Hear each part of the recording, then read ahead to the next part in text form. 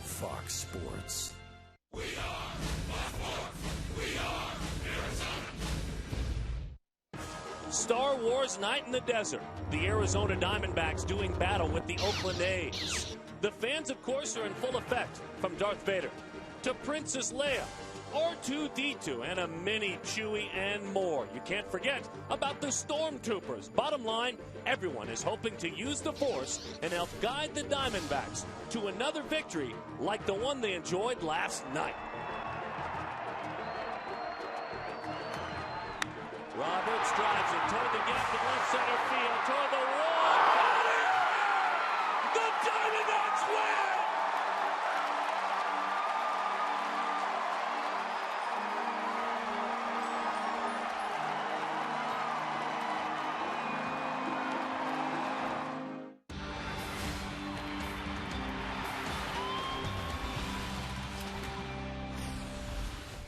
On a night when we celebrate science fiction here at the ballpark, it's a real story playing out before our eyes. The Diamondbacks going toe-to-toe with the Athletics.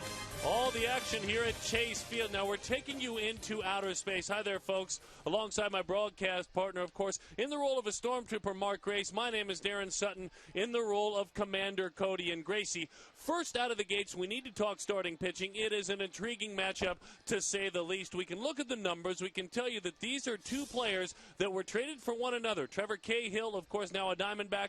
Jared Parker, both guys that lean towards being ground ball pitchers, and both guys obviously try to find the strike zone a little bit more. It's fun to watch both come of age, and especially for Cahill here in Arizona. Yeah, Kevin Towers knew when he had to get Trevor Cahill, he knew to get something good, he had to give up something good. And certainly Jared Parker has been fabulous since he's joined the Oakland A's. All he's done every single time he's taken the mound is pretty much dominate the American League. Well, we're going to see what he's like here in the National League. Hopefully the Diamondbacks have a little momentum and maybe a little special effects after last night. Good call on the special effects. Now, let's talk about the offense. 25 runs in their last 25 innings. This is something that certainly plays game to game, but heading into tonight and heading into tomorrow, what do you like about what you've seen? Well, what I've seen is, we've talked about it a lot over the years, Darren, is hitting is contagious. Offense is contagious. You're starting to get a lot of people up and down the lineup starting to get hot at once. And once you get 4, 5, maybe even 6 guys hot at the same time, all of a sudden now you're going to put up 8 runs, 9 runs, even double figures. All right, good stuff, Gracie. Thanks for bringing it. You look sharp, by the way. I feel great. Really, really good. When we come back, what was Josh Colementer's role? We'll find out. The Stormtrooper, Captain Cody, a.k.a. Mark and Darren. We'll have the action for you next.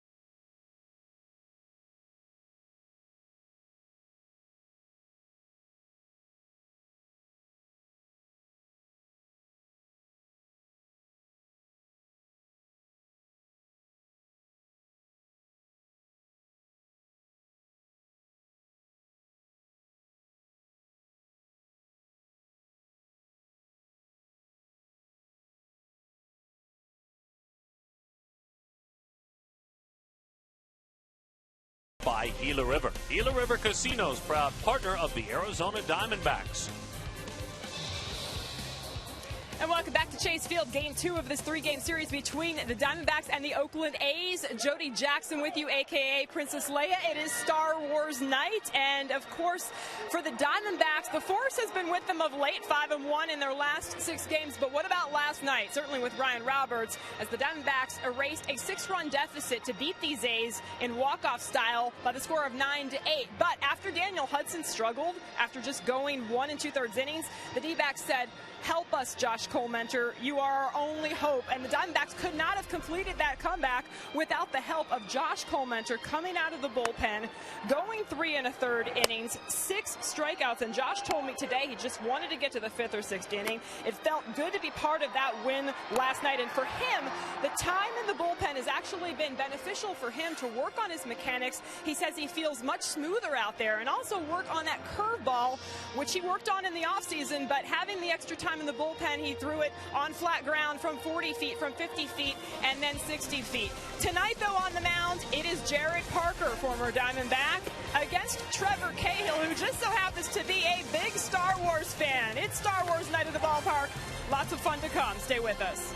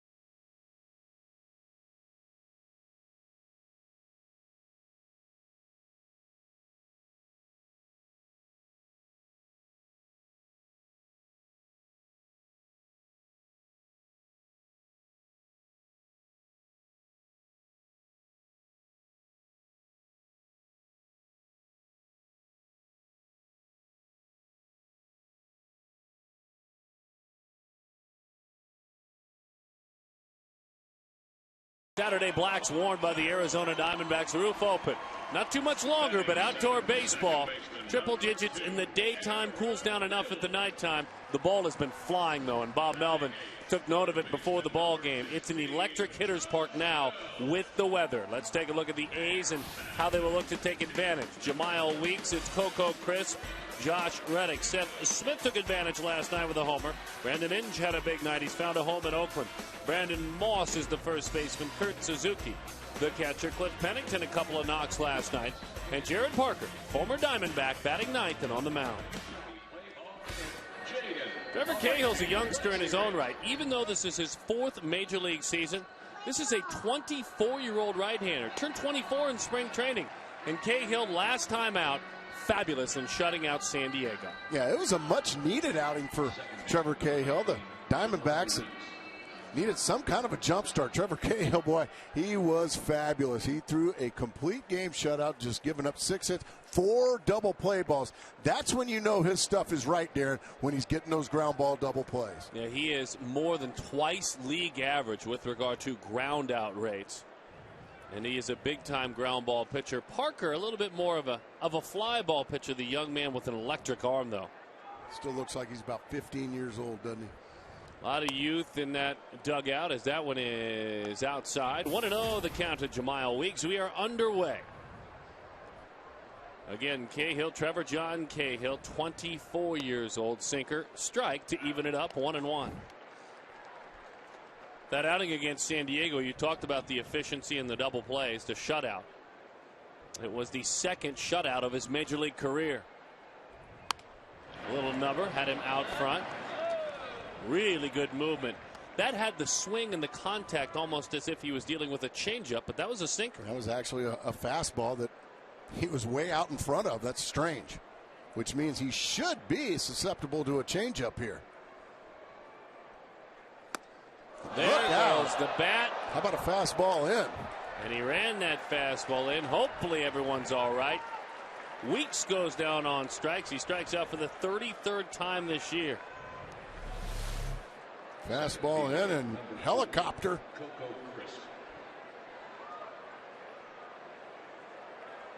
Hopefully everybody's okay. Looks like it got a bunch of seats. Now, there's a youngster in there. Went right over the youngster. That was the biggest thank goodness right there. Little youngster. You saw him hiding in the seat there, but it went over his head, and thank goodness. Here's Coco Crisp. By the way, that's called strike three if he doesn't swing.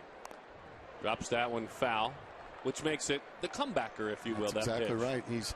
right. That is a weapon that Cahill not only wants to use, but he has to have it, Darren, in order to be successful. He's got to keep these left-handed hitters off of the stuff diving down and away. You know, you're taught as a left-handed hitter to take a sinker baller the other way, hit him to left field, take him up the middle. Well, if you keep pounding inside with that comebacker like that,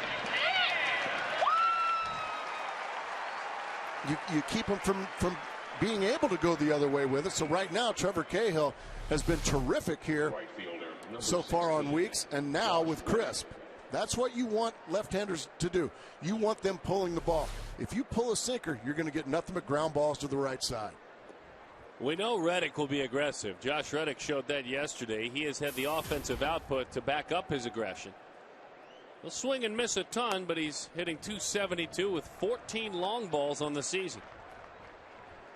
Came over the winter time in the trade that had the Boston Red Sox working with the Oakland Athletics. A high fly ball. Gerardo Parra is the center fielder. Came in, couldn't get his hands extended as much as he wanted to. 3 quick outs. 7 pitches.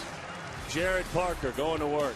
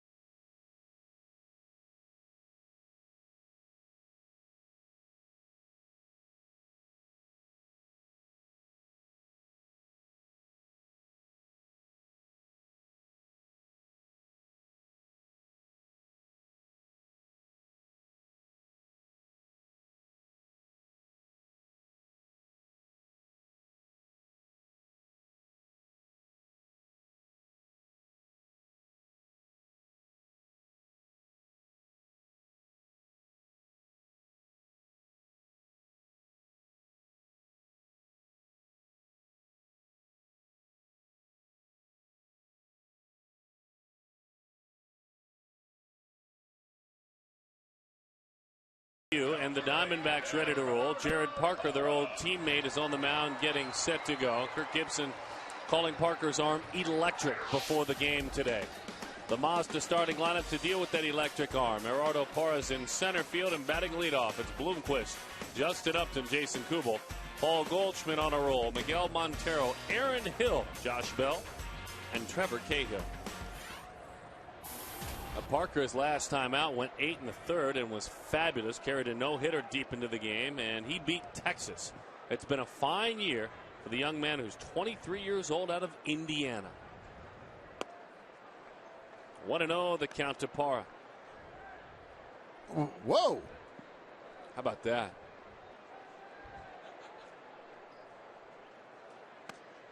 That one misses outside. That's one of the better looking Yodas I've seen. You know, Yoda got much younger.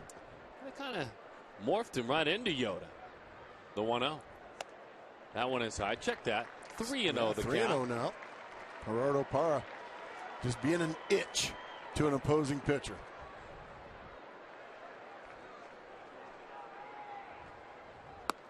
Parker fires a strike, and the count is 3-1. Journeyed through the minor leagues, certainly did so very effectively, then was knocked down, missed time with Tommy John surgery, missed a full year. High fly ball. Coco Crisp is there. Let's take a look at the A's defensively with Seth Smith, Coco Crisp, and Josh Reddick. Brandon Inge, Cliff Pennington, JEMILE Weeks, Damian Moss is at first. Kurt Suzuki behind the plate. Willie was 3 for 5 yesterday and has 5 hits on the homestand. It's been a good, probably about 3+ weeks now for Willie. You can see that ball has some late tilt, running into right-handed batters, away from left-handed batters from Parker.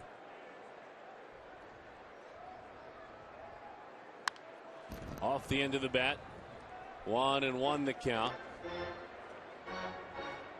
We'll see 3PO there. Willie.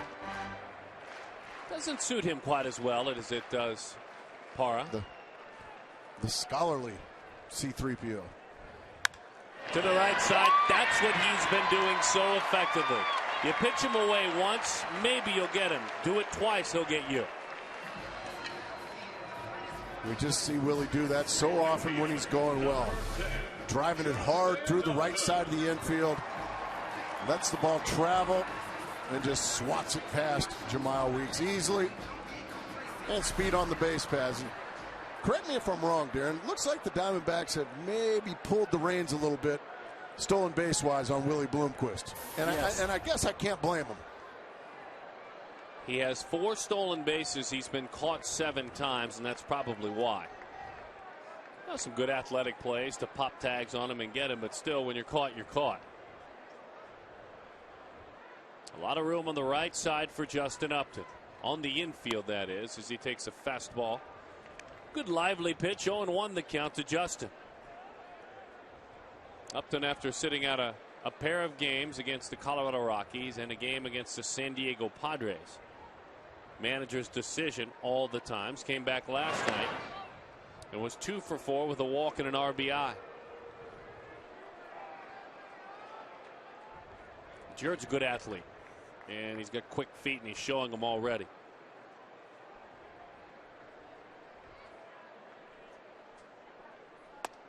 That one backs him out of there. Anytime the Diamondbacks score 6 runs or more, Taco Bell gives away 3 free tacos with a large drink purchase. 4 to 6 the following day.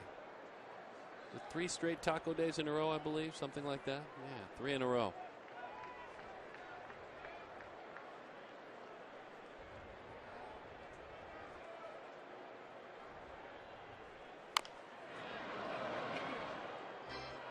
One and 2 the count on Upton. That one almost got our own Jody Jackson down there in the camera well.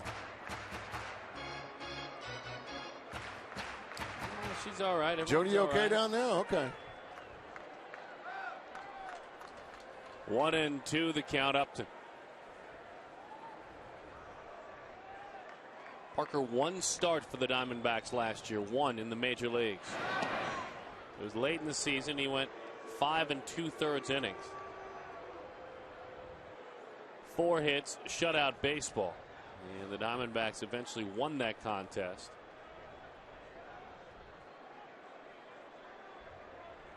Willie takes off. That one is fouled off, so we'll do it again with Bloomquist back at first. Willie had a very good jump on that one. Upton couldn't lay off a hanging breaking ball. And he fouled it straight back. But Willie had a very good jump there. He had about a 5-step jump.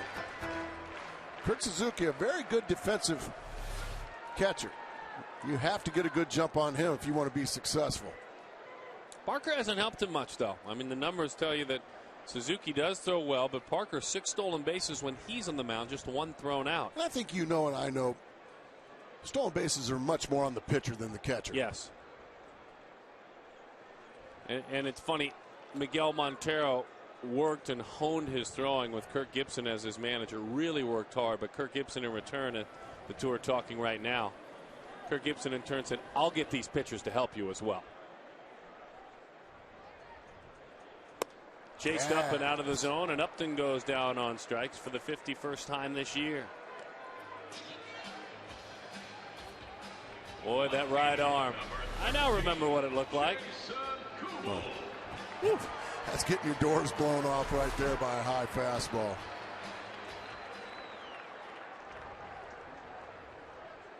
So now Jason Kubel. 290 with the 372 on base percentage this season.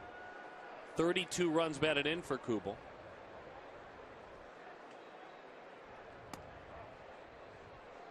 Oh, and 1 the count to Kubel. A pair of hits last night, a double. He homered, drove in 3.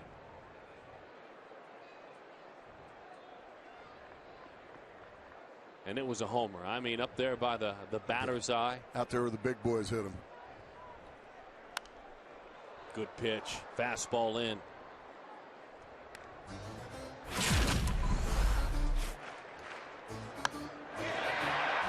That was last night. That was out there where those battleships hit him.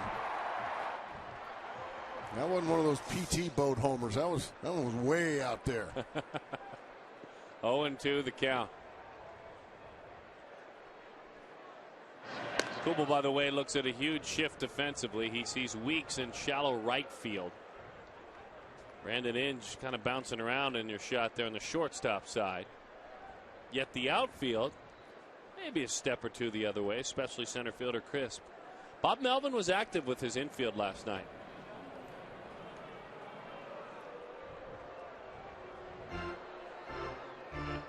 So Parker, we told you about Texas. The start before that, 6 shutout against Minnesota. It was a no decision. The start before that, 7 innings, 1 run against the Angels. Texas, Minnesota, the Angels. In his last 21 innings, he's given up 1 run.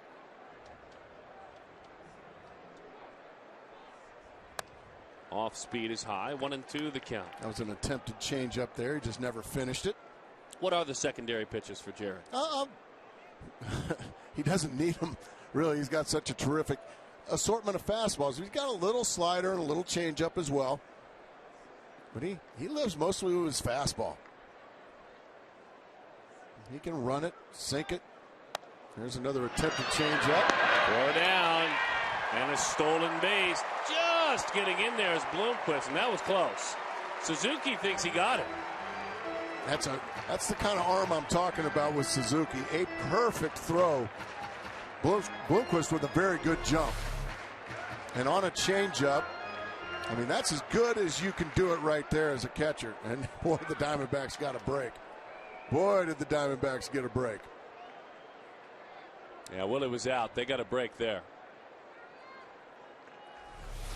Got to cash in. 2-2 the count.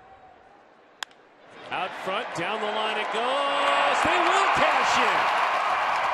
He threw in 3 straight changeups, and Kubel whacks it into right field. Reddick couldn't go get it. And a close call, what should have been an out call at second base, is called safe, and just like that, it's 1-0. Jason Kubel now on an RBI tear. Kind of sneakily now with 33 RBIs. He gets a changeup, and he just kind of flips it out there. Out into right field. Bloomquist, who, boy, sure looked like the Diamondbacks got a break. How about Jason Kubel again coming up with a big hit? That is, as Goldschmidt, the red-hot Goldschmidt takes a strike, 26 runs in their last 26 innings. It's contagious. And a lot of it coming with a pair of outs. 0-1 the count on Goldschmidt. It's a 15-game hitting streak, up and in. Maybe an angry fastball there from Parker. Well, that's very easy to see why they've won 3 games in a row. When you can do that, you take the heart out of an opponent. Jared Parker knew he was just one strike away from getting out of that inning. Now look what's happened. I've had to throw a few more, and I got a run on the board.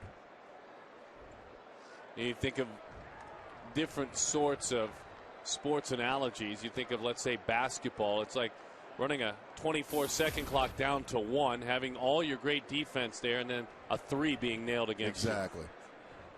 Nothing worse and nothing more demoralizing than that 2-out RBI. He's done a lot of his secondary pitches, and now you can tell he's ticked off. He's got to be kicking himself a little bit for Kubel. It begs the question why, doesn't it? I mean, he really became a junk baller against Kubel. 3 straight pitches. After what he did to Justin Upton with nothing but fastballs. So I'm glad I don't pitch. Ball 4. He is on with a little bit more on number 11, Jared Parker. We bring in Jody Jackson. Jody? Guys, I had the chance to talk to Jared yesterday, and the one thing he said, the pitch that he's relied on a lot, of course, we know about the fastball and how electric it is, but he told me the changeup, and obviously the Diamondbacks not fooled by it a couple of times tonight, but Kurt Suzuki echoed that to me today. He said, you know what, he has 4 pitches when he's going well. The changeup has been important for him, but the biggest thing that Kurt Suzuki said that stands out about Jared Parker is just his composure. For as young as a man he is, he's a very young guy, but he really has a lot of composure and poise out on that mound. We're seeing him tested here early. And you know what's funny, Darren, is if a pitcher has an assortment of 4 pitches, it's very rare. And I would imagine his last start when he threw a 1-hitter, when he took a no-hitter into the 8th, he probably had all 4 of his pitches going. And that maybe happens 2, maybe 3 times a year for a pitcher when you've got all 4 of your pitches going. Usually you're hoping to have maybe 2 going. If you've got 3, man, you're going to have a really good night. You got them all? Oh, look out. That was the best changeup he's thrown of the night. That was about the 6th or 7th one in this inning, wouldn't you say? It is. And by far the best one. This is where he wants it, down there. Yeah, location was the key. And Kubel, maybe Kubel just seeing the changeup out of his hands. He's just seeing everything. Montero beaten with a fastball after the changeup is in. Parker missing all of the 2010 season with Tommy John surgery. Coming back last year, pitching in AA Mobile for the Diamondbacks, for that championship club in Mobile. Made 26 starts in AA a season ago.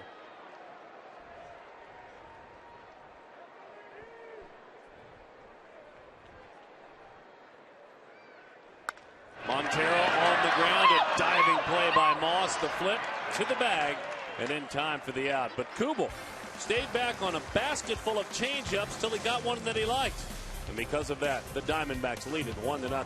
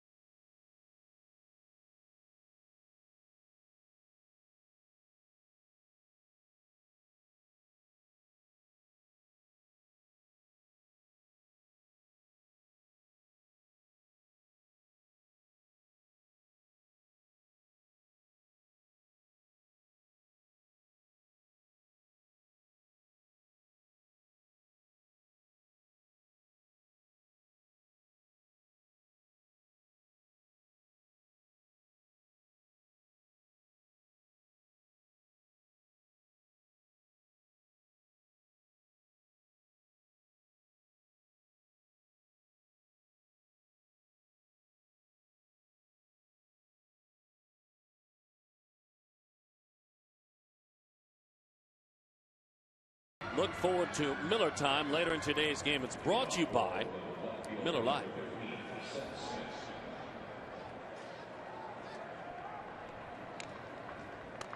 One to nothing. The Diamondbacks strike first. 26 runs in their last 26 innings, and Trevor Cahill has a lead. The Diamondbacks and a guy like Cahill will certainly test this. He's not a big-time strikeout pitcher. About 5 per 9 innings in his career. And by pitching to contact in the first inning, he got through it in 7 pitches.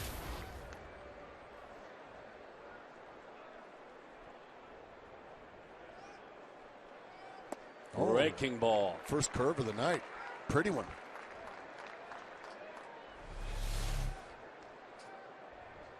Well, that one had some late snap. That was a beautiful curveball. He's been throwing more of those lately, hadn't he, Darren? He has, and that one sails high. More curveballs. Usually it's about dead even, curveballs and sliders. But when it's right, you know, I'm a big believer if you're throwing your curveball properly, your arm angle's a little bit higher, hence your sinker's going to stay down as well. You know, if you remember, as that one bounces in there, for those folks that remember a sinker baller, and it's just a natural comparison. No one's saying Brandon Webb is Trevor Cahill or vice versa. But Brandon Webb, when he had that curveball going, his sinker was right there with it. I agree with you. Rather than a slider, which is a different pitch. Change up, fouled off. Seth Smith, who homered last night. 2-2 the count.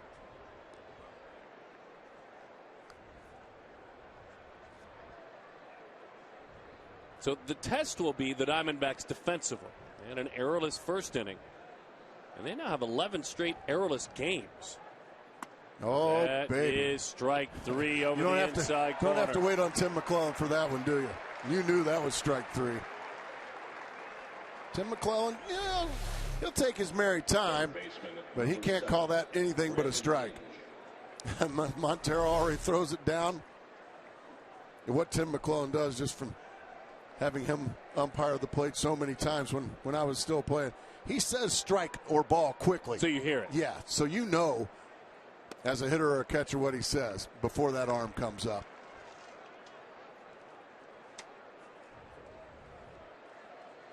I heard him say strike 3 more than once. Slider misses low. 1-1 the count to Brandon Inge. To finish the thought on the Diamondbacks defensively.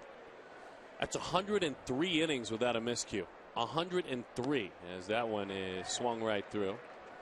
Yep. You just threw the Moachichi right on him, didn't you? Maybe. If my words affect their defensive play. Oh, you know, it's a proven fact that happens. I'm a powerful man then. Well, pitch is high and the count is 2-2. I just know over the years you and I have been blamed for a lot of stuff like that. I'm glad to shoulder the blame, Gracie. Me too. I'm with you, partner. Sitting in this chair. Oh, my goodness. There's that curveball. That's strike 3. And you were just talking about how he's really not much of a strikeout pitcher. Well, that's his 3rd strikeout of the game. This time on that beautiful curveball, drops right in there in the middle of the plate. Brandon Inge absolutely knew it as he goes back to the dugout. Cahill, very impressive early. That's a sharp 12-6 on a clock breaking ball. Swing and a miss at a sinking fastball. I find myself waiting for the velocity reading to see sinker or changeup. That's how much movement it has. Long-time minor leaguer Moss, former Red Sox draft pick in 2002. He did not go around. 1-1 the count. But Moss in the minor leagues long enough to have more than 1,000 minor league hits. Yikes, into the dirt. That was the attempted changeup. That wasn't one of his better ones. But the 102 plus innings coming into tonight, the franchise record by 8 innings now, back in 05. I mean, that's the run. Kirk Gibson was talking about it before the game. That one is up and away. 3-1 to count. And you can speak to this. Gibson was saying defense, sometimes like offense, is streaky. I mean, you want to make sure that you do all the little things right and that you're prepared, but Sometimes just catch a bad hop. That one's high, and that is ball 4. He'll occasionally take a turn off the turnpike like this. That's true. And that's the part of having so much movement on your pitches. Brandon Webb fought it for years. When your sinker or your fastball moves as much as it does, well, sometimes it's going to move out of the strike zone. And if you have a patient hitter at the plate, they can draw a walk off of guys, but then sometimes he's just right where he wants it. And up until the walk to Moss, he had thrown every pitch just about right where he wanted to. Kurt Suzuki takes a sinker for a strike. 0-1 the count. Suzuki, a pair of hits in 5 tries last night. A couple of strikeouts as well. But his last 3 weeks have not been rewarding. 16 of his last 85. That's a 188 clip. Oh, what a pitch. Didn't get the call, Miguel Montero. So I really don't think you need to check down to C.B. Buckner. I need you to call it a strike. 1-1 the count. But that was a beautiful fastball in right there. Didn't get the call, but well executed.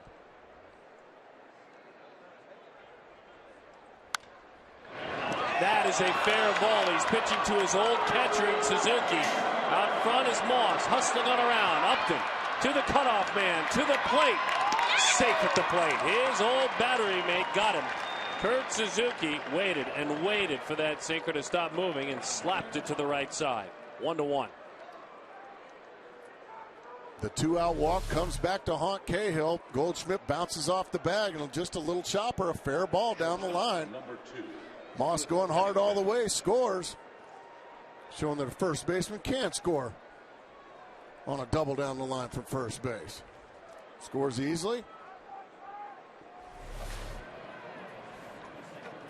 Oh, we know how much the A's have struggled this year. The numbers tell us.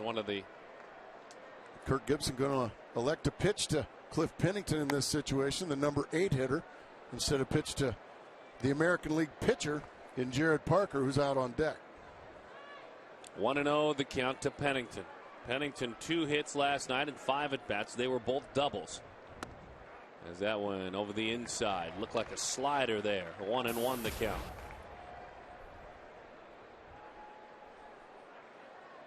Cahill last year as an Athletic had 12 victories in 200+ innings, a 4.16 ERA. Now all of a sudden he's just getting a little bit out of whack, as you said. Started the inning beautifully, striking out Seth Smith, striking out Brandon Inge, and then he got wild. He walked a 100 hitter in Moss, and then a 212 hitter popped him down the line to tie up the ball game.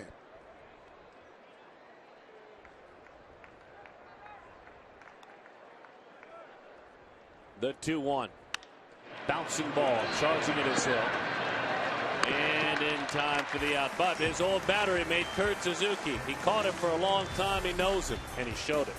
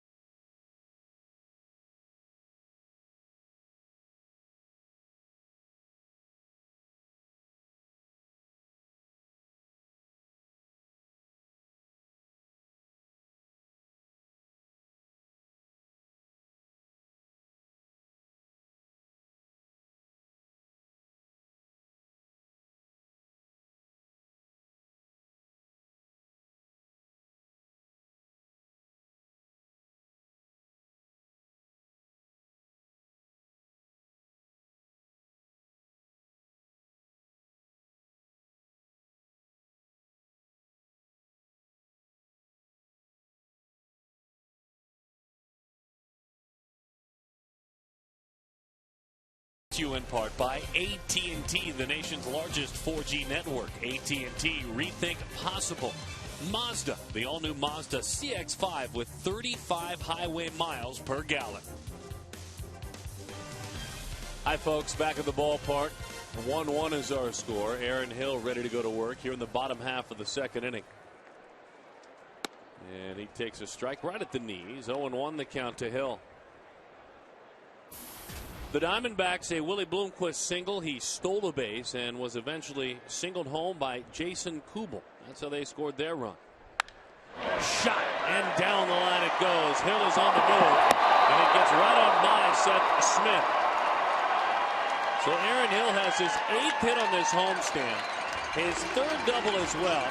Looked like he might have had a few taken away last night from him when he scalded the baseball, but tonight, no defense for this. I was about to say, I can't remember the last at-bat that Aaron Hill didn't hit the ball hard. Golly, did that bat ever make a sound, and it gets by Smith. And Aaron Hill on his merry way to second base. And now we talk about having productive outs and all that kind of song and dance.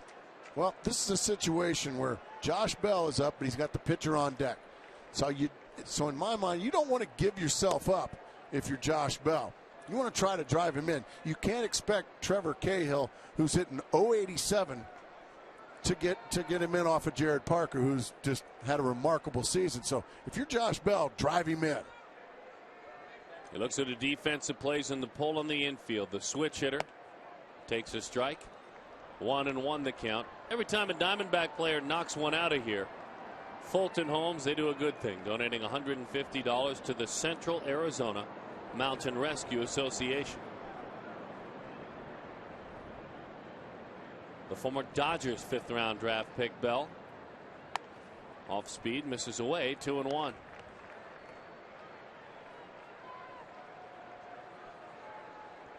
Defensively, they play him pretty deep in the outfield. Ryan Roberts, they couldn't play him deep enough last night. His counterpart at third. Ryan likes moments like that. On his way to third. Oh, you've got to make it if you try it.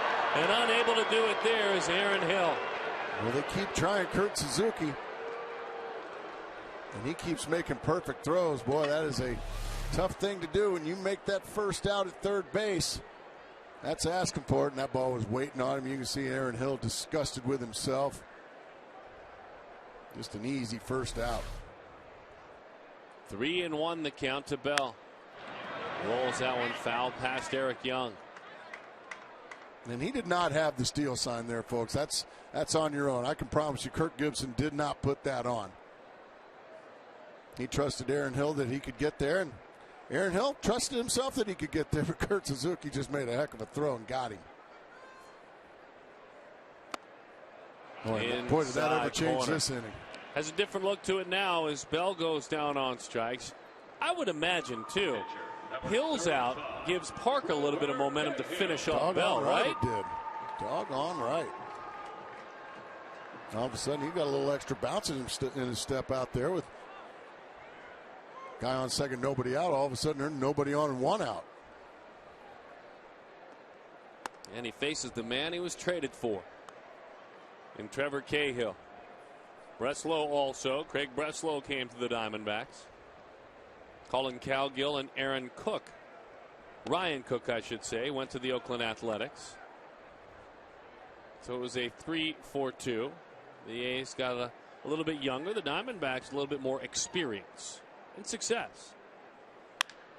He puts it on the ground toward the hole behind third, and the Diamondbacks come up empty. Some confidence there for Parker and some help from his buddy and his battery mate, Kurt Suzuki.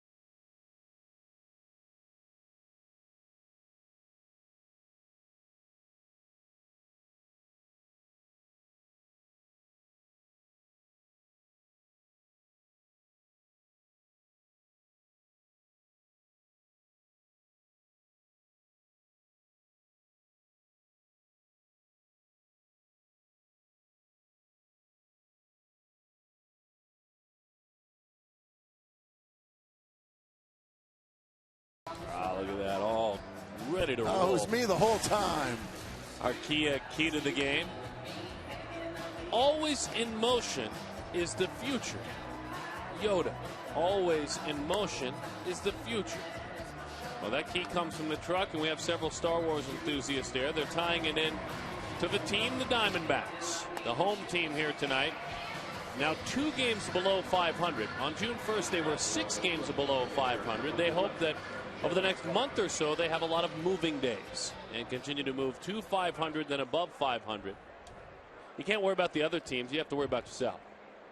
Yeah, Yoda was always a little bit deep for me. That's pretty deep thinking, isn't it? Yeah. That's similar. Gibby's got some Yoda-like traits. Does he? Oh, absolutely. He certainly can read your thoughts and read your mind as you pass by him. Or you can read his. Parker. Now they face one another on the other side.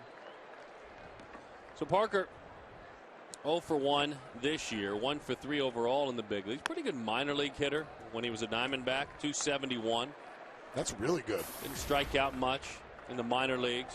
48 at bats, only 6 strikeouts. Was a great all-around athlete in high school. It's been Parker and his battery mate. His battery mate driving in the lone run Suzuki and throwing out a base runner a moment ago. Oh, baby, that curveball. Dust off a spot for him. That has been the strikeout looking pitch tonight. Not the strikeout pitch, Gracie, but the strikeout looking pitch. Yeah, that's the 4th one of the night, and the 3rd caught looking. And it's all been on the curveball, as you said. There's been 1 strikeout swinging, and that was this young man in the batter's box right now, JEMILE Weeks. He struck out swinging, threw his bat into the crowd on a fastball, but the other have been caught lookings all on curveballs. Having to hustle off the mound. Hill is right there with him with the flip, and he got him. That's a fine play by the Diamondbacks second baseman, Aaron Hill.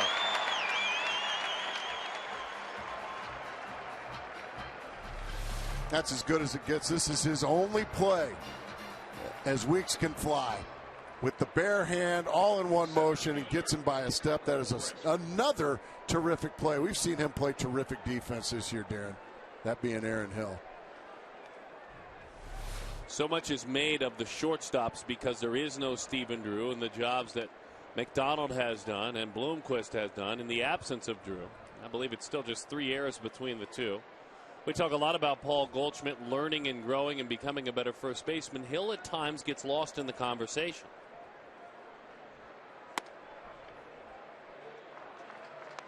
Oh, and 1 the count. He's just steady, Aaron Hill. Never calls attention to himself, doesn't do any home run dances or doesn't get to do too much. Don't hit it to him, Coco. Don't hit it to him. Why would you hit it to him? When we come back, we'll talk with the Diamondbacks Director of Scouting, Ray Montgomery, about the draft.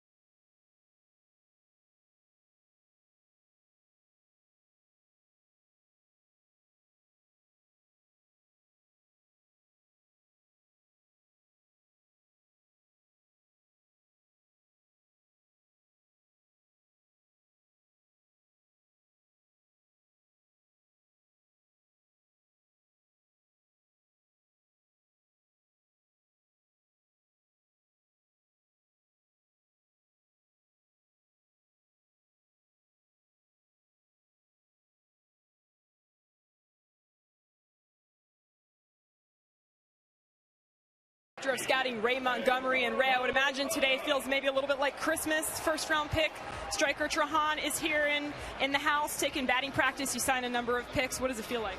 It's good to get it behind us. KT and I were just talking about the fact that we don't have to wait till the end of August. And I know Striker's excited to get out and get going.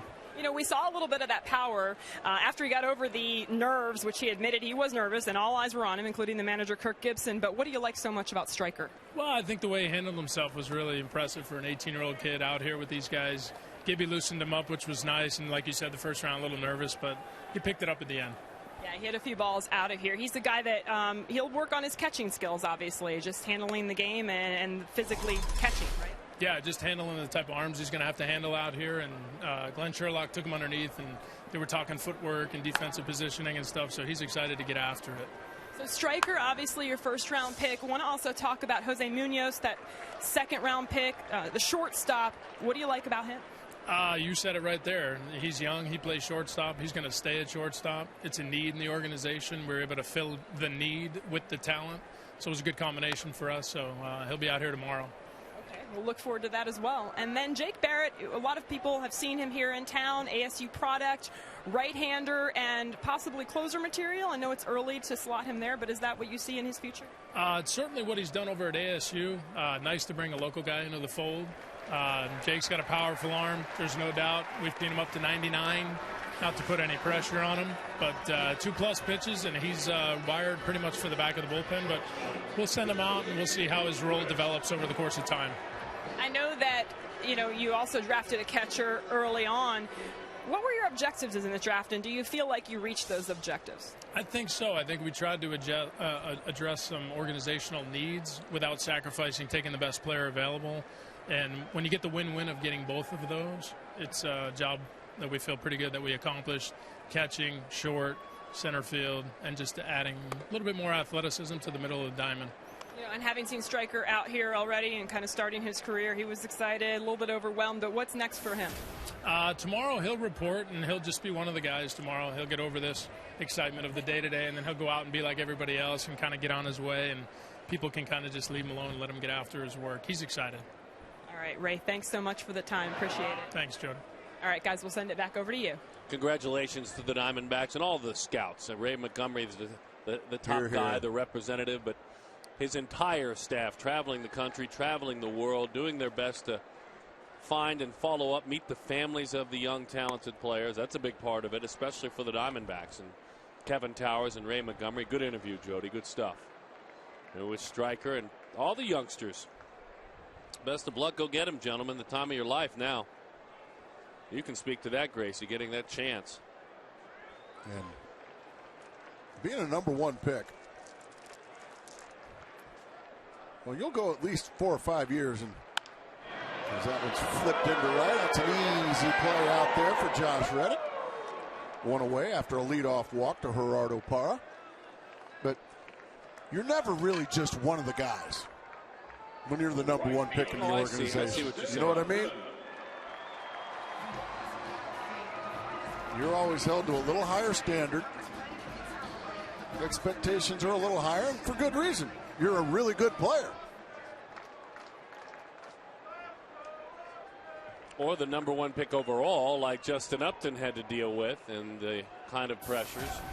Justin and Striker sharing different pressures, though. Upton dealt with as a young high school player, Great Bridge High School.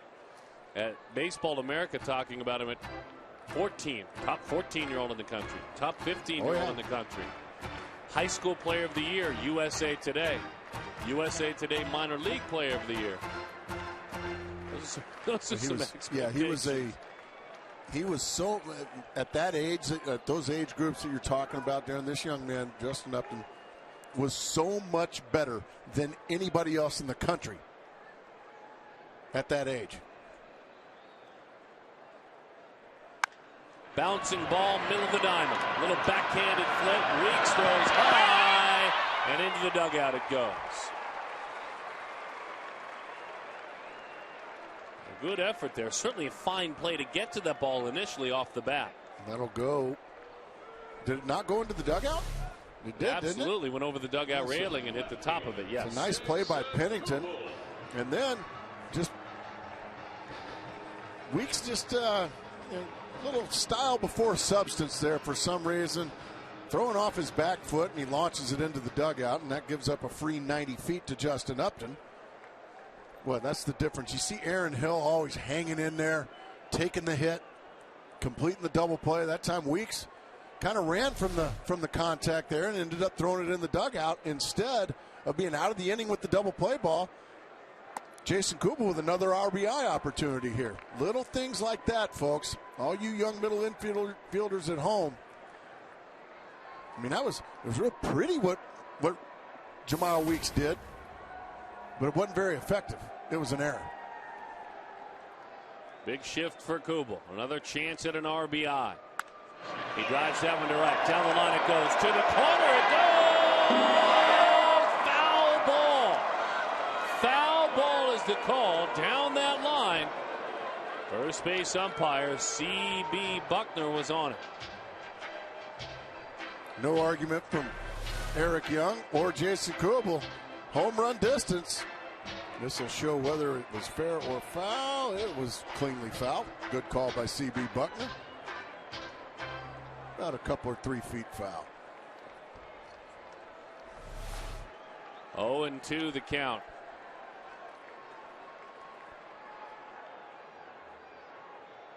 Outfield deep. They'll get together. A reminder, the third inning is brought to you by Miller Lite. Visit local retailers and you can text a road trip to the Miller Taste Team at 620-620. It's your chance to win one of 3 interdivision rival flyaway trips this summer.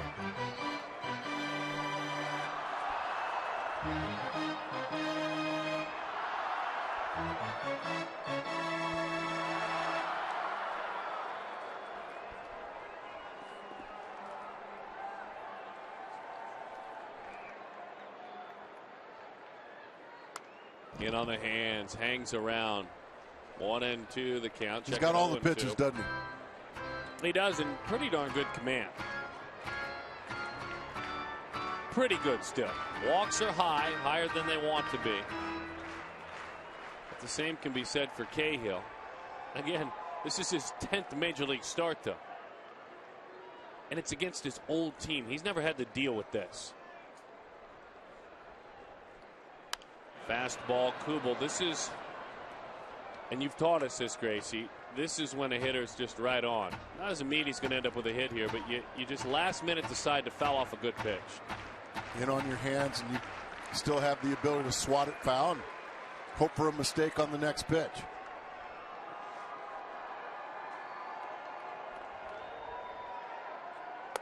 One and two the count. Rushed it up there at 95 miles an hour. Got some good adrenaline right now, does Jared Parker. He realizes that Jason Kubel is the RBI man right now on the Arizona Diamondbacks. He beat him earlier in the game with an RBI base hit in the first inning. He's not about to let that happen again if he can help it. Kubel fooled by a changeup that was up in the zone. I got it as the call out there as Reddick calls for it, and he puts it away.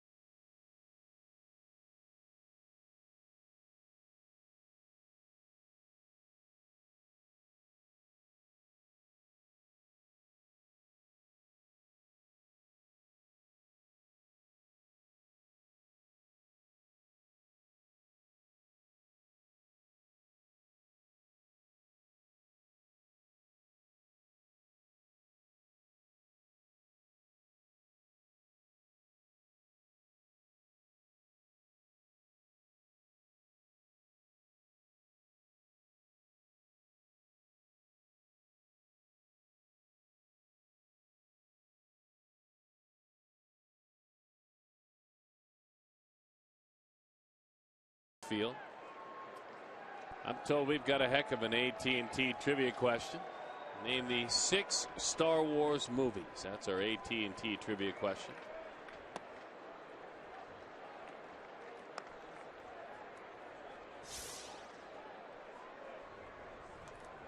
Oh, and 1 the count to Josh Reddick. That one dives down and away to even it up, and 1 ball and 1 strike.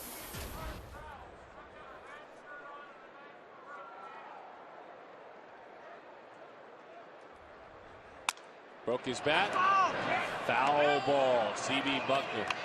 Watch that ball sail by. Goldschmidt scampered after it. Breaks the bat, hooks it just foul. I like the fact that Goldschmidt taking nothing for granted. He's still going to diving for foul balls. You love that kind of effort if you're Trevor Cahill. You made him tell you it was foul, correct? Absolutely. Don't ever be the umpire, just be the first baseman. They play Reddick to pull on the right side of the infield. That pitch is high. We'll see Cahill do that occasionally. Kind of go way out of his zone and try to get a chase up in the zone. Otherwise, he never wants to be up there.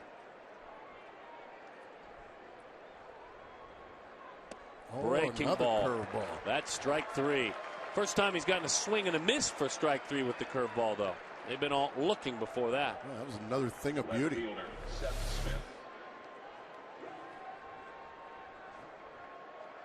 Had Reddick screwing himself right into the ground there. Just a guess? He got that swing and the commitment because of the fastball that was up before it. Wholeheartedly agree with you. That's a pretty educated guess on your part. Because he saw a fastball again, but that one looked good. He thought, oh, belt, I'm going to whack it. Change up. 0-1 the count. Seth Smith struck out looking back in the second inning. He missed a curveball, actually missed swinging at it. It froze him. There's a curveball bouncing in there. Kirk Gibson issued a challenge to Trevor Cahill before his last start. I need 8. If you have 8 in you, I'll take it. And don't accept anything less. And Cahill responded very effectively. Threw a complete game shutout. And really throwing the ball, other than a 2-batter little freeze up, I guess you could say, for lack of a better phrase. He's been fabulous here tonight. He's only given up 1 hit. There's the curveball. He'll dive for that one. Can't get there. I think we'll see on the replay he'll want them a little bit further down the breaking ball. Smith stayed back nicely, though. Well, he's a hot hitter. Smith got 3 more last night. He came in hot, beat on the Texas Rangers pitching staff up there prior to this series. Just a ground ball by the diving Aaron Hill. One thing you've always got an opportunity with Trevor Cahill is a ground ball double play. He has rolled up 10 this year. 4 in his last outing. Smith, by the way, 1 of 2. And as you mentioned, 11 of his last 17.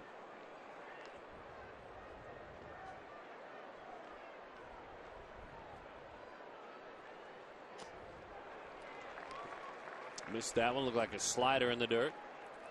A funny thing about Smith, too, and I'd love to know what you think about this, because he moves from the National League, where you played your entire career, goes to an American League club for opportunity, and is DHing some. Offensively, numbers awful as a DH. Plays in the field, he's hitting fine. He's on the move, the pitch is in, the throw by Montero, stolen base.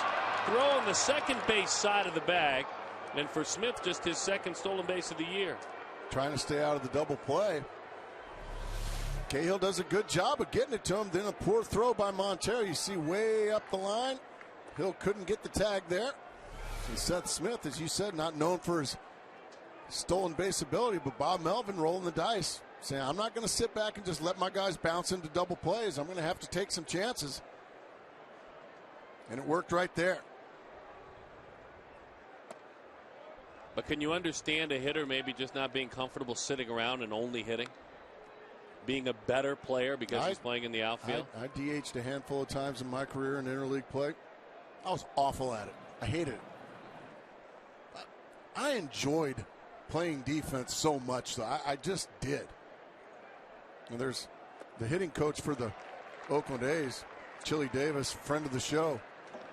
In his last 10 years in the big leagues, Darren, he didn't even own a baseball glove. Right. He never played in the field. He was a DH, and a really good one. But he knew his game was. There's strike three. Boy, good comeback. A couple of sliders there to get it. Good comeback. Continue your thoughts on Chili. But he realized that his bread was buttered, and that is Chili Davis. He realized, I'm not going to stay here with my defensive ability. He was an outfielder when he played for the San Francisco Giants. But then on he went to the American League, from the Yankees to the Kansas City Royals. Et al. And he turned into one of the better DHs in the game. Yeah, fabulous career. He is one of the top 10 switch hitters in the game's history. But for Smith, probably able to forget about the outs rather than sit in the bench and dwell on the outs. A newbie designated hitter, and he's got 69 at bats as a DH. There's a strike. Good changeup there. Now, just to wrap it up, Smith hitting .321 when he plays in the field, .188 as a DH. I mean, that's dramatic. He's out there at second, enjoying being in a National League park. Doggone right he is.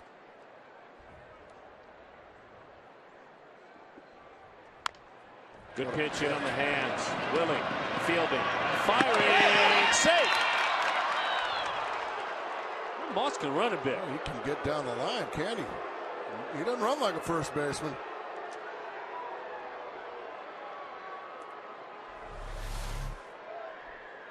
Bloomquist does everything he possibly can. Gets it over there. Catcher Kurt Suzuki. Yeah, I think the A's might have got a break there. We've seen a couple times now. The Diamondbacks took advantage of a break in the first inning, scored a run. Let's see if Cahill can pitch around that. Kurt Suzuki drove in the only run with a double back in the second inning. And it was a sinker, and he waited as long as he could, and he slapped it up the first base line. That one, a slider that dives low. 1-0 the count to Kurt Suzuki.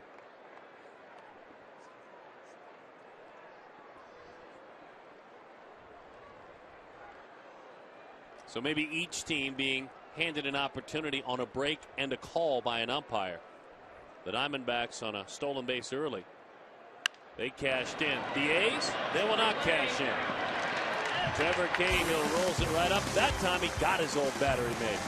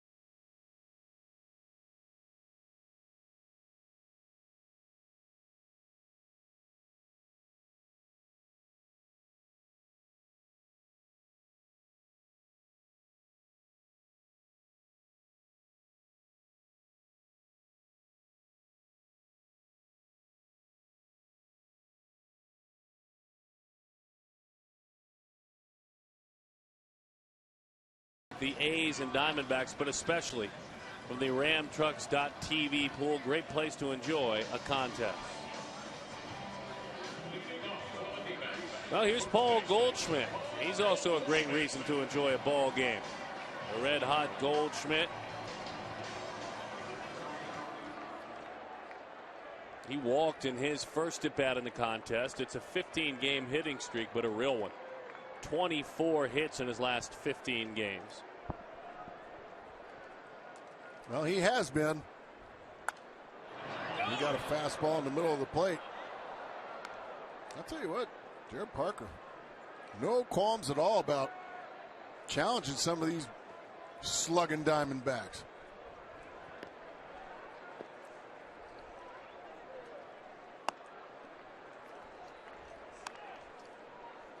Oh, and 2 with the breaking ball dropped in there.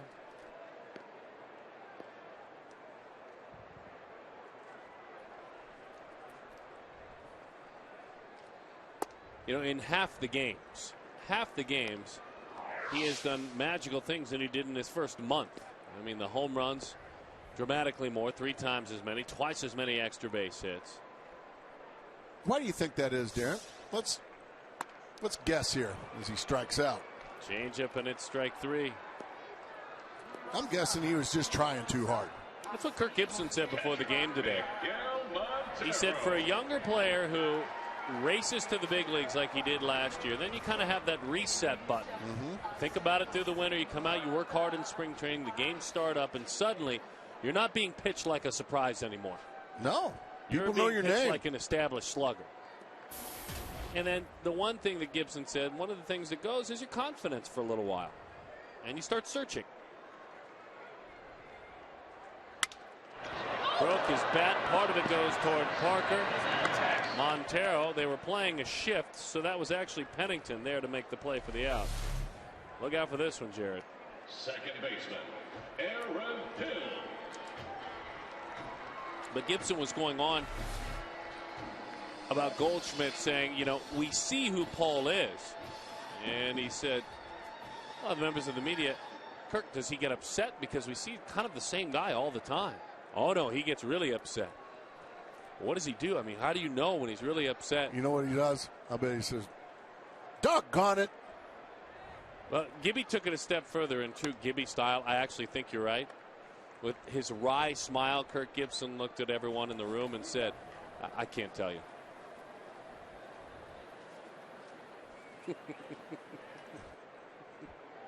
I just can't see him say, yeah, Paul Goldschmidt's just a nice young man. Rats. Yeah. Gee, many Christmas. Yeah.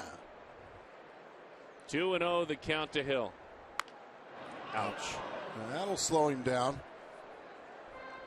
A little ankle ball right there.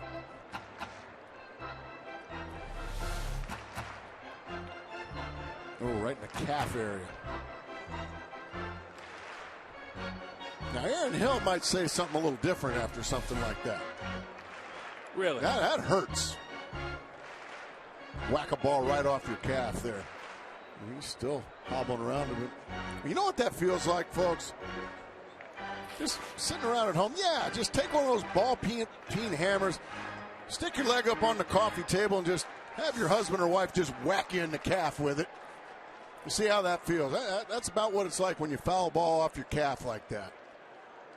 The 2-1.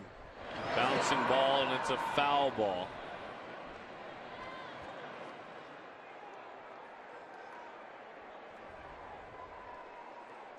Golden Glovers are doing a pretty nice job. They are. Who we got out there tonight? That down the left field line. That was Bill Clausing.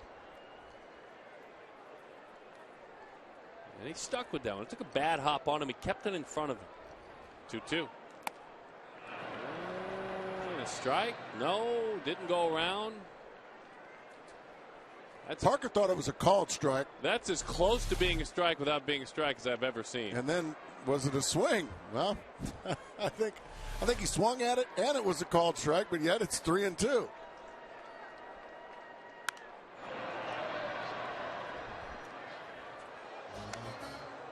Three and two, the count, 2 outs.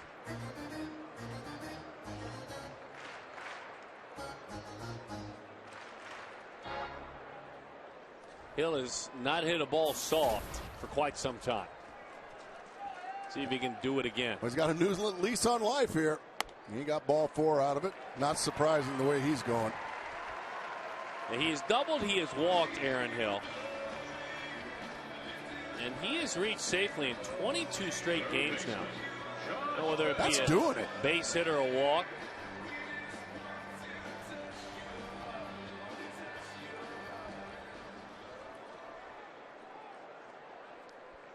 He's got 8 hits on the homestand. Here is Josh Bell. Bell in the lineup after. And he's got a nice play by Weeks. The athletic play there by Weeks. The Diamondbacks strand a runner. 1-1.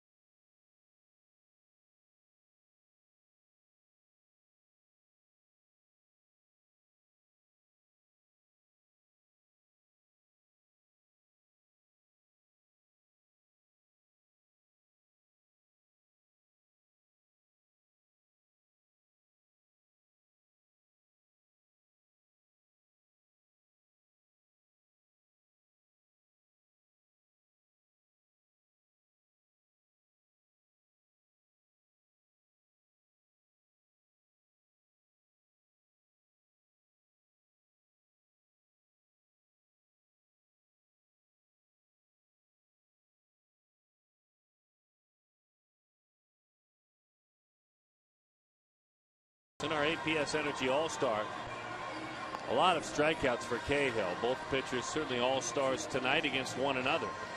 Both pitchers have pitched into the 5th, allowing just 1 earned run. And for Cahill, the strikeouts to 6, already well above what he does per start. And I mean almost 2 strikeouts more. Ground outs and fly outs right there. I think mostly because he's got his very good curveball tonight. I would agree. Yeah, there's the difference so far, with plenty of baseball left to be played and a lot of outs to still be recorded. Trevor making his 12th start of the year. The team is 5-6 in his first 11 starts. This is a guy 2 years ago was an 18-game winner with a 2.97 ERA. And an all-star. You post a sub-3 ERA at 22 years old in the American League.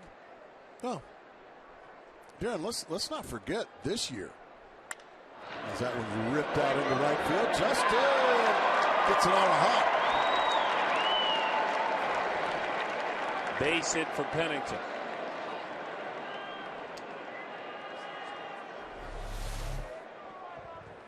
Kind of a top spin. Pitcher Jared Parker. Just in front of the glove. Good call out there by all the umpires. A leadoff base hit. But I was going to say about Cahill, he's sitting on an ERA of 3.3 right now. Mm-hmm. It's not like he's getting whacked around. Mm-hmm. Parker bunted through that one. 0-1 the count.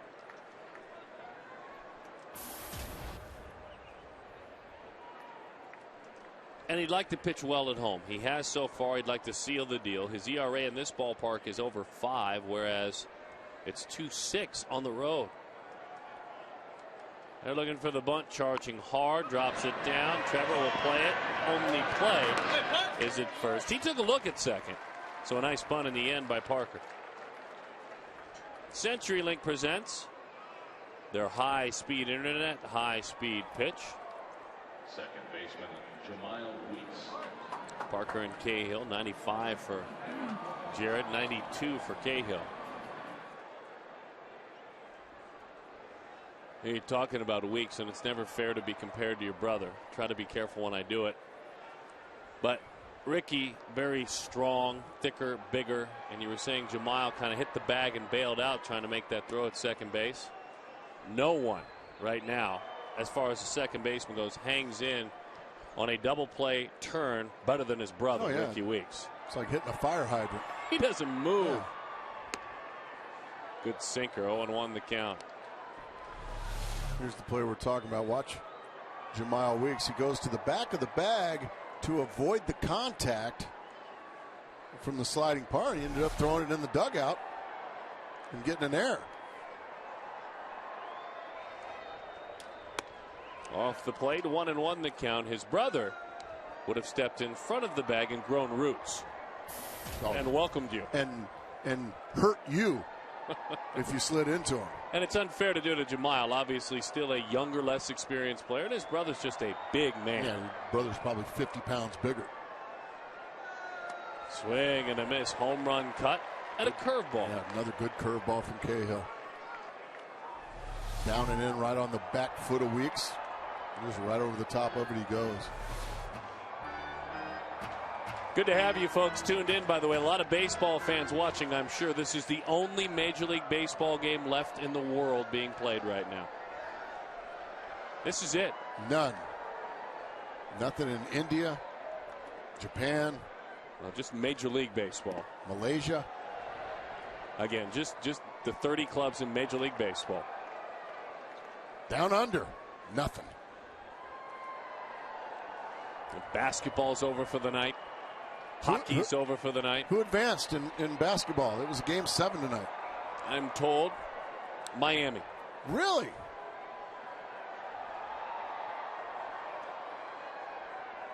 Conspiracy theory in me. 2-2. Ground ball to short, down to a knee. And on across in time for the out. Good sinker. Weeks tried to go the other way. He did a good job with that sinker. He hit it hard, but he hit it right at Willie Bloomquist. Willie just stays right with it. Down on one knee. I like that. And across the diamond it goes.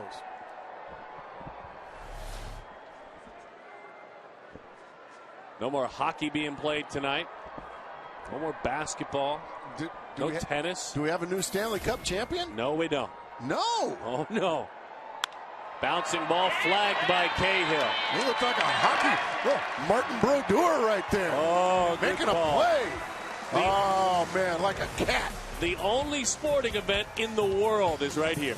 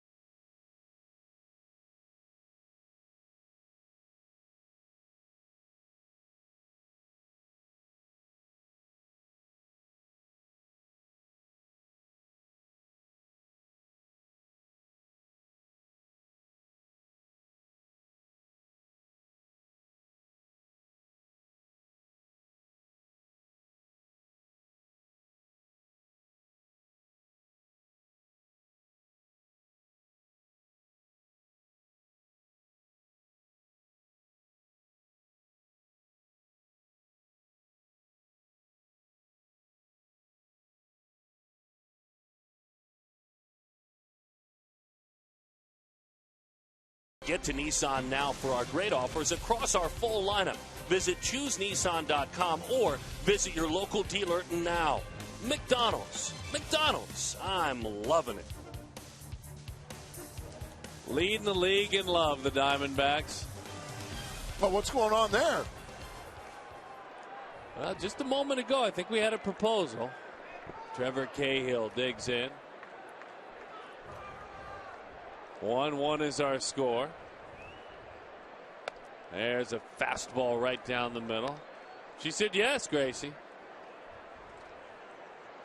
Congratulations.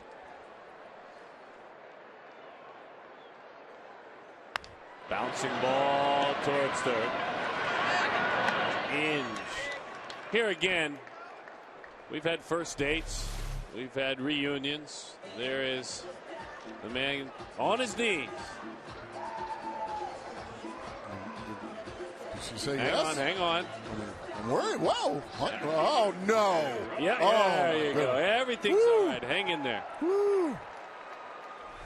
I didn't want a disastrous result there.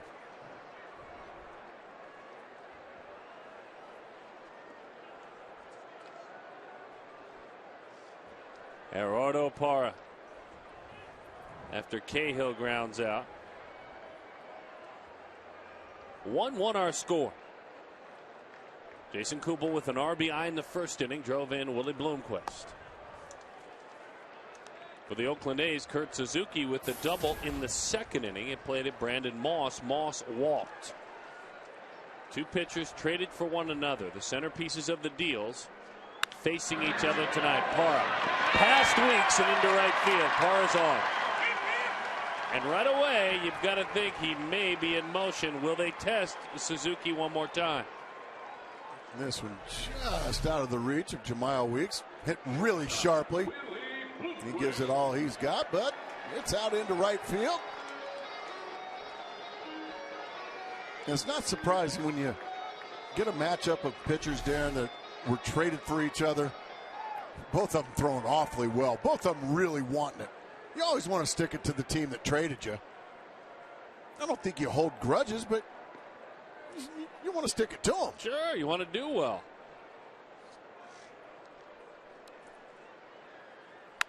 Willie Bloomquist into right field. Parra looking to head to third. He draws the throw in there. Willie, an aggressive turn. Back to the bag, safe at first. Willie just peppering right field. Peppering it the last few weeks. That was a hit and run. Parra was on the move. So Kirk Gibson, he spins his managerial wheels. Beautiful pitch and beautiful hit and run. You see Parra was on the move. And once that throw goes to third base from Josh Reddick, Bloomquist almost got caught out there in no man's land, but he makes a good slide to get around the tag of Moss. And the Diamondbacks in business with Justin Upton. An opportunity here to give his team the lead. Struck out, reached on a fielder's choice. 0 for 2 tonight.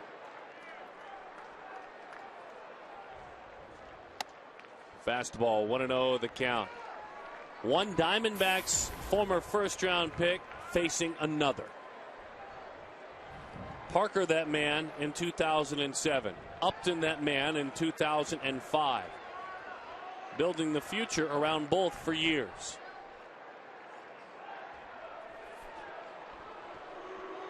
That play will no longer be legal after this year. It's good to see. I'm glad Major League Baseball working hard to get rid of things that just aren't necessary in baseball. 1-0 the count. The two combatants ready. A hanging slider offered but did not go around. Well, he's lucky he got that thrown back to him. Well, also, Justin just has to tell himself to settle down a little bit. Looks like Justin's a little overamped right now. Just go ahead and let the game come to you. Trust that incredible talent that you have if you're Justin Upton. The 2-0. A slider, a strike, 2-1. Looked like it might have been a little high, but pretty good one to take a whack at. That was right up there around the belt. think Kurt Suzuki a little surprised he caught it.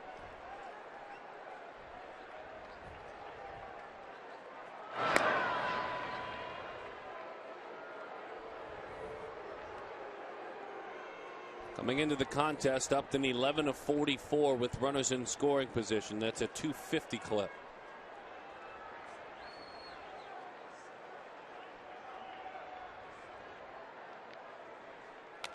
In and out of the catcher's mitt, 2-2. Well, he challenged Justin with a fastball down the middle, and Justin couldn't make him pay. And that ball goes right to the middle of the plate. Justin, throughout his career, has gotten better the third time he sees a pitcher, and the numbers are stark. Will that play out here? 2-2 the count.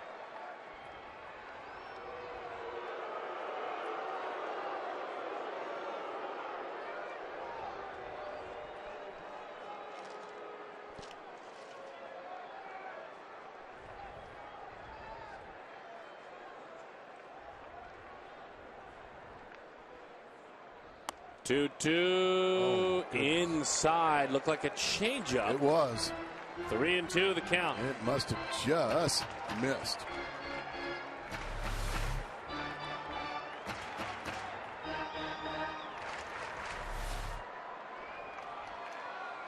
Now, decision time. Do you send Willie Bloomquist here? Willie stays put. It's a line drive into center field and a base hit. Playing it on a backhand is Justin Upton aggressively into second. 2-1. Justin Upton gets it done. Oh my goodness, was that ball ever scalded by Upton? It looked like it might have been a changeup. Yes, it was, and it was left in the middle of the plate, and Justin just rips it. Bang! Bloomquist all the way to third. Justin going hard all the way, too. How about him going to second base? The word on the street is that Coco Crisp does not throw well at all in center field. Justin knew that. What have we got here? An entire infield and manager going to the mound.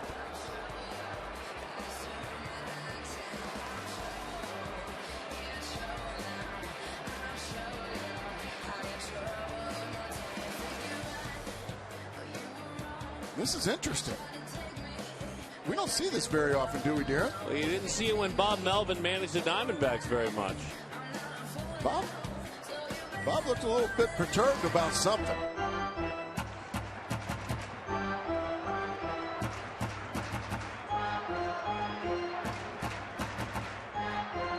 I don't blame you, ma'am.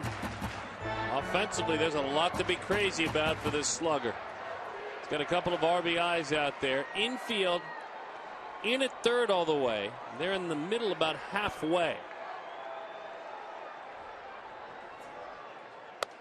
My goodness, did Justin ever cream that ball? You know, the funny thing about that ball, it was what, 5, 6, 7 top steps to Crisp's right, and it almost got by him.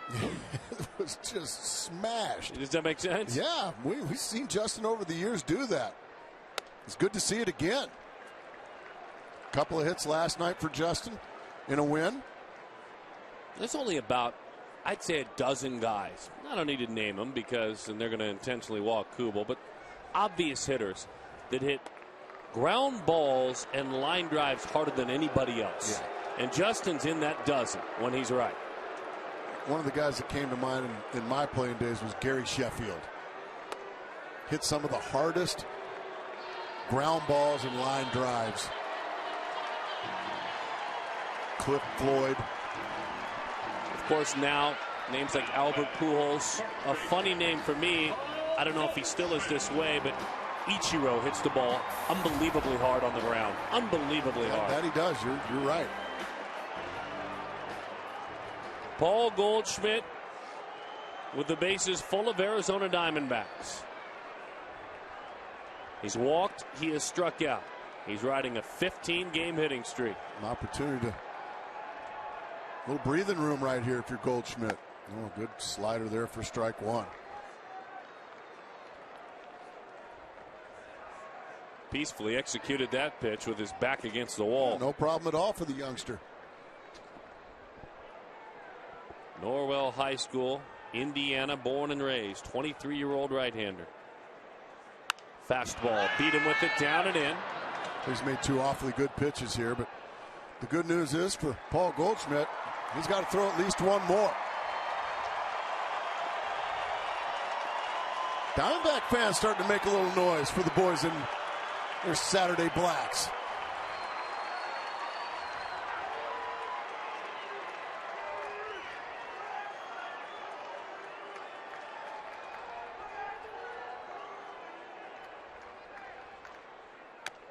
In and out of the catcher's mitt, he gets new life. Boy, he reared back and threw that one 96 miles an hour. Suzuki just couldn't hang on. Watch the frustration of Suzuki. Golly. Man, he knows how much this out means. He knows just how dangerous this guy is in the batter's box, and Paul Goldschmidt.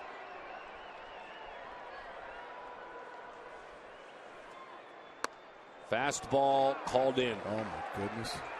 1-2 the count.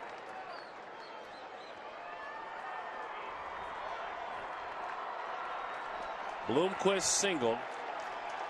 That moved Parra on over. Parra had single. Bloomquist is at third. Upton doubled. Kubel walked. Upton drove in a run. Takes. What a take. A tempting changeup. 2-2 the count.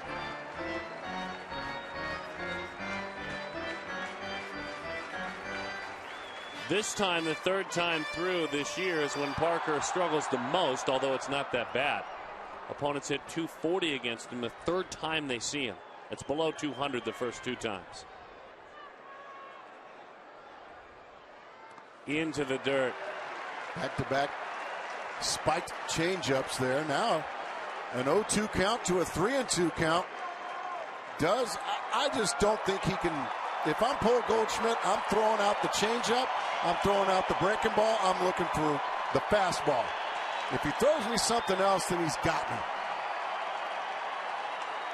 But I'll be darned if I'm going to let him get a fastball by me here. 3-2 he did. Bell tie blew him away at 96, and he threw a handful of soft ones into the dirt. All of a sudden, here came the fastball. A little bit up out of the zone maybe, but still bell tie. And and I think Paul Goldschmidt was probably looking for something off speed. And he got the fastball blistered by him. With two gifted young baseball players doing battle there with the bases loaded. Parker that time gets the upper hand. Boy, what a huge, huge strikeout there. 2 outs now for Miguel Montero.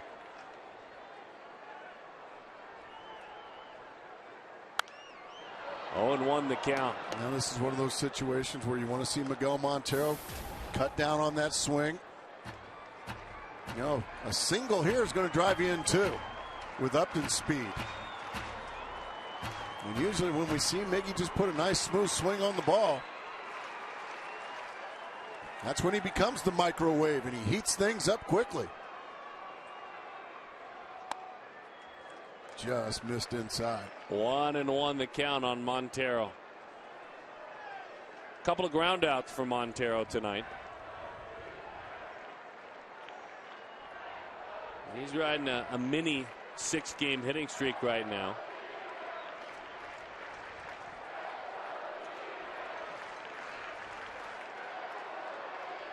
Montero drives it deep outfield. A grand slam.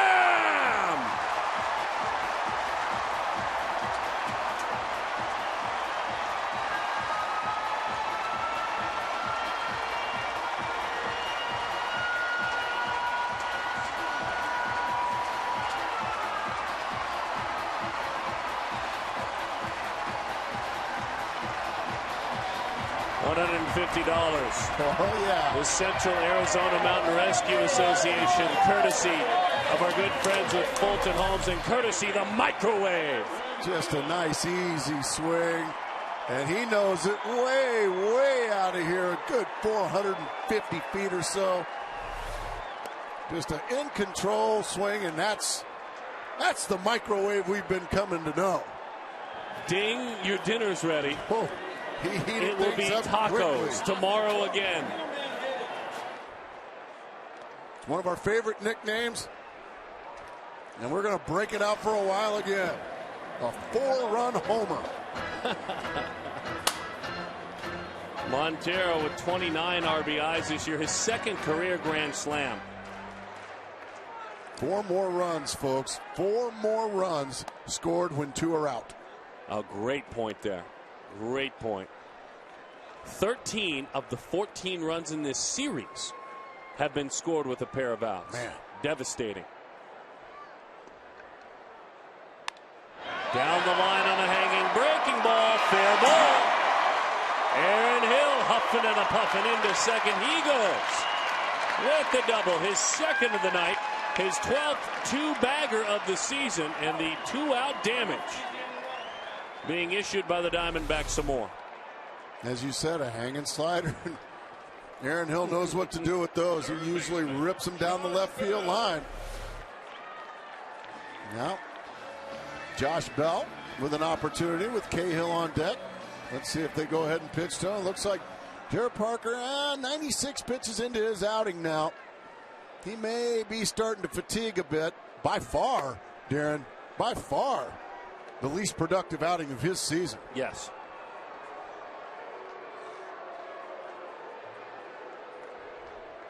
By the way, I mean, talk about productive, talk about moments, and his old teammates taking it to him. Miguel Montero hit just the second home run allowed this year by Parker. He had allowed just 1 home run all season.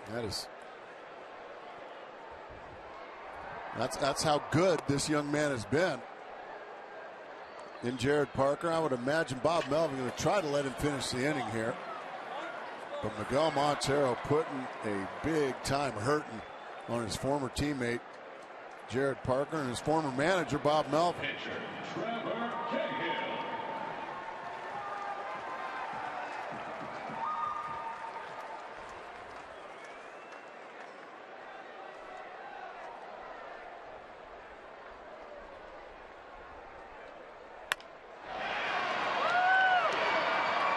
Whoa, what is going on? A wild play to end the inning. A wild play in the inning. What the heck was that? Young striker Trahan is in the ballpark tonight. He hopes to be the catcher of the future for the Diamondbacks. Young man, that's how you do it.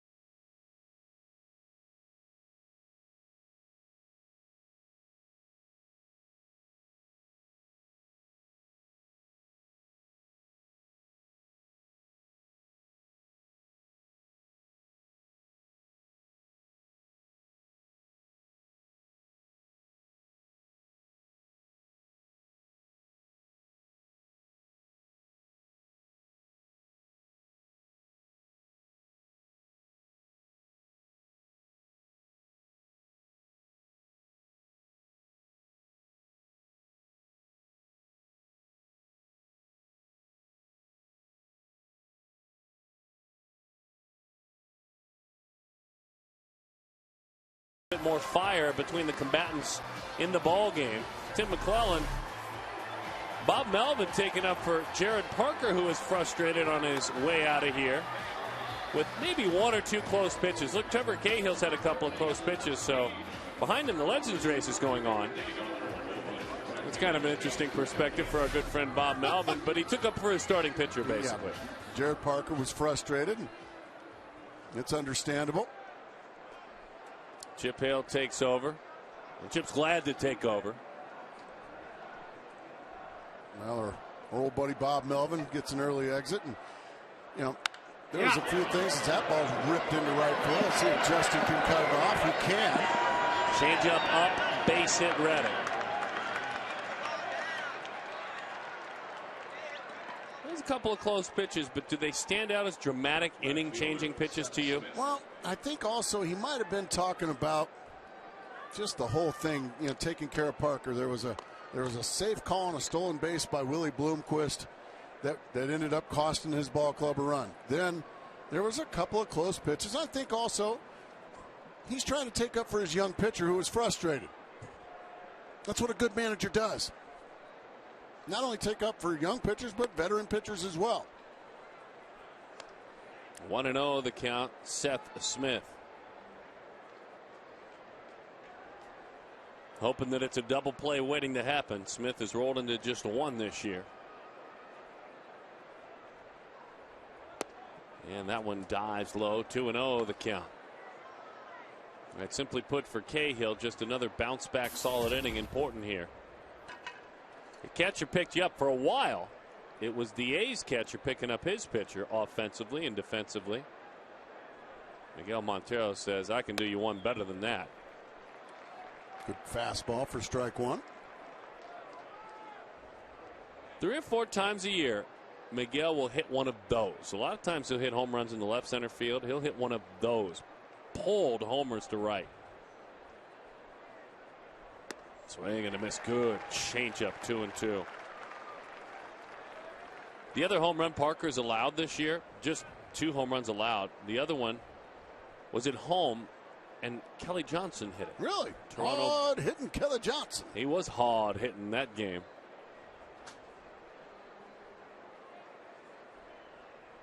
One of the better nicknames, by the way. It was one of our favorites. Hard hitting Kelly Johnson. Well, you know. 2-2. I know with a southern drawl we'd say it. He liked it. 2-2. In on the hands. Fly ball center. Parra tracking. Squares up. And he makes the play for the out. Ball got in on him just enough. Not this one. Jazz Roberts air conditioning cool play of the game. Well, that one had some distance too, didn't it?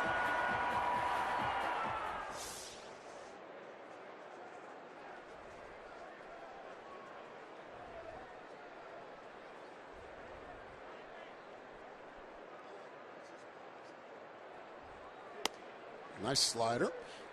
Starting to see here in the last couple innings, seen him throw a few more sliders, especially to Brandon Inge.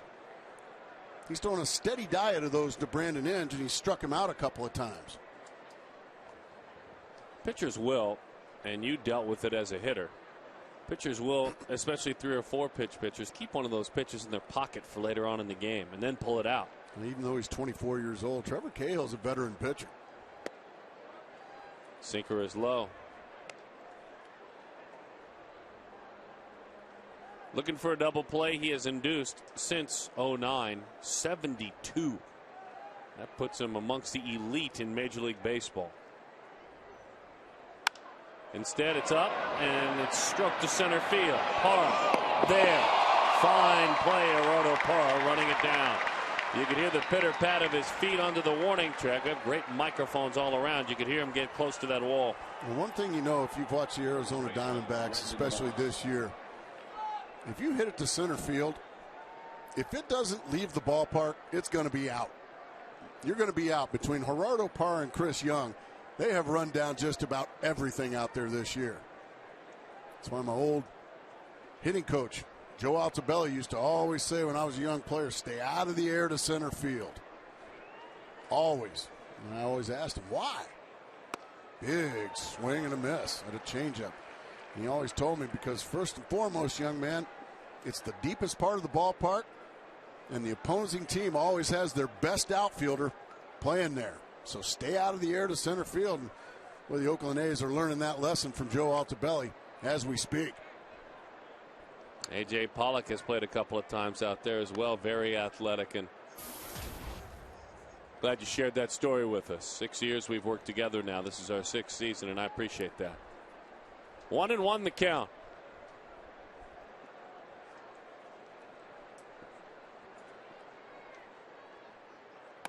Change up. What a good change up for strike 2. Diamondbacks trying to go on one of those positive rolls at home, especially. 6-2 in their last 8 at home. 6-2 in their last 8. 1-2 the count. 2 outs. Arizona leads it. Swing and a miss. Strike 3 on a curveball. That'll do it. That's the inning you needed after your team gets you 5.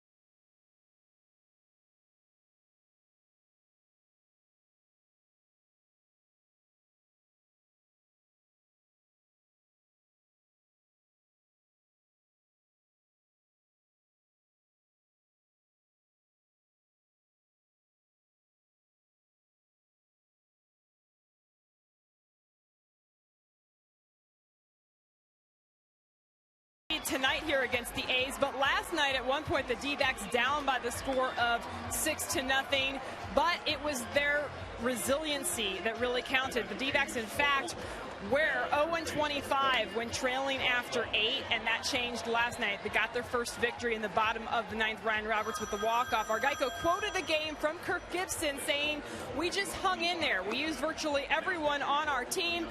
And for Roberts to have that quality at bat, you've got to think about the guys who got on in front of him. And guys, it was so important. Chris Young with the walk, Aaron Hill coming up with the hit, setting up Ryan Roberts for that spectacular moment. Good stuff, Jody. And Kirk Gibson always good about seeing the big picture. He knows better. Kirk Gibson knows the entire situation. And Ryan Roberts, it's a walk-off home run. And Ryan Roberts, in true Kirk Gibson lineup-making style, watches.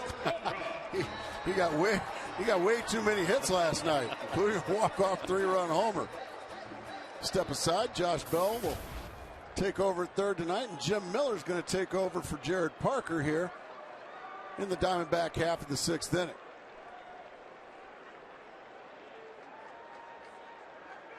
Josh Donaldson is at first base. He bats 9th now. The pitcher spot is the 7th slot in the order. Check that, the 6th slot for the Athletics. Well, what do we got here? Now Kurt Suzuki and Tim McClellan barking at each other. Chip Hale came out and said, "You need some help?" And they both said, "We're fine."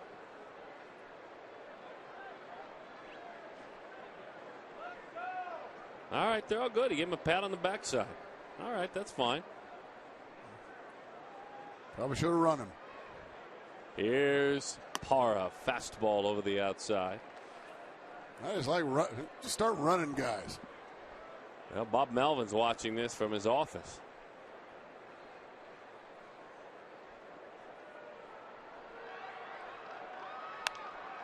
No balls and 2 strikes to count. Parra.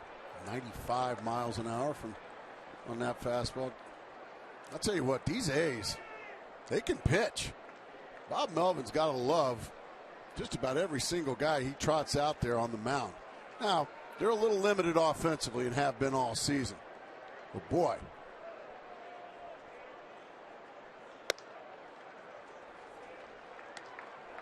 1-2 the count. Parra, as a leadoff hitter, and that's where he is tonight, hits .328 this year. Everywhere else, it's 100 points less. The 1-2. Breaking ball is up and away. 16 games as a leadoff hitter, .328. 21 games anywhere else in the lineup, .234.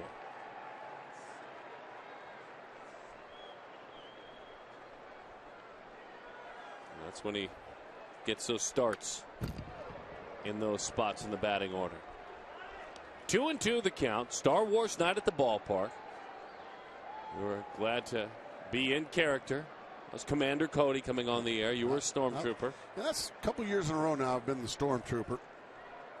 You had to be the more important guy.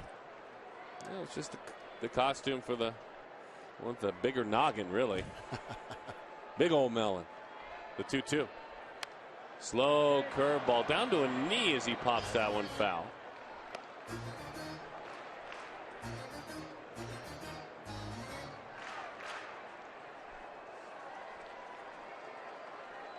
When that young man does something halfway, it'll be the first time he's ever done it.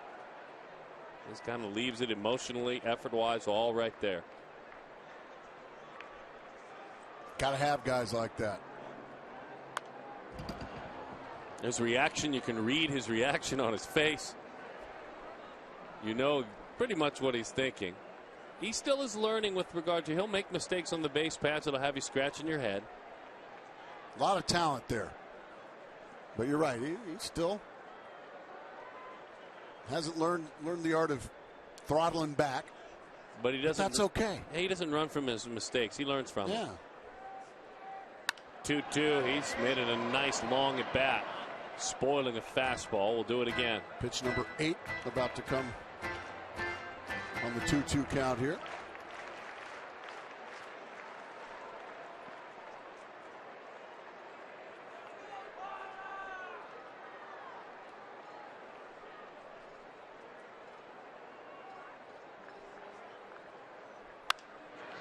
Popped up, fastball, rising fastball. Smith comes a long way, and he makes the play. Nice play.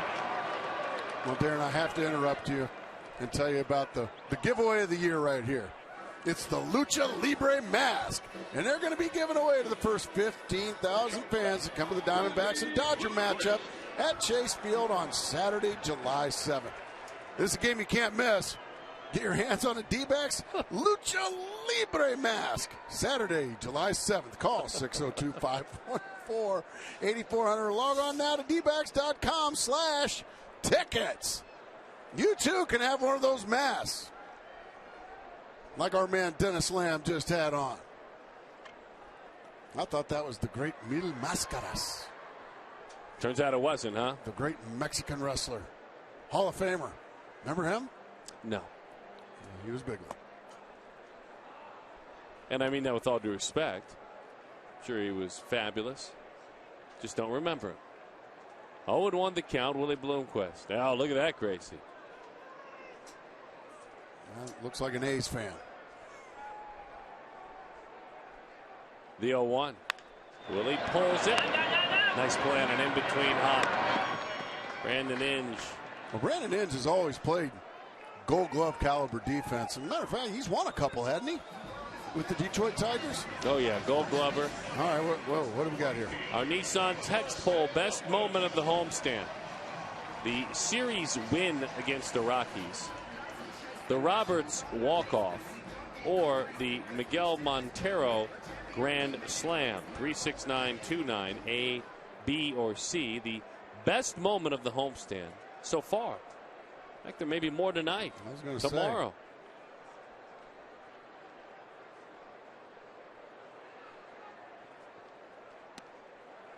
How about D? Ian Kennedy's 12 strikeout performance through 6 innings against the Rockies.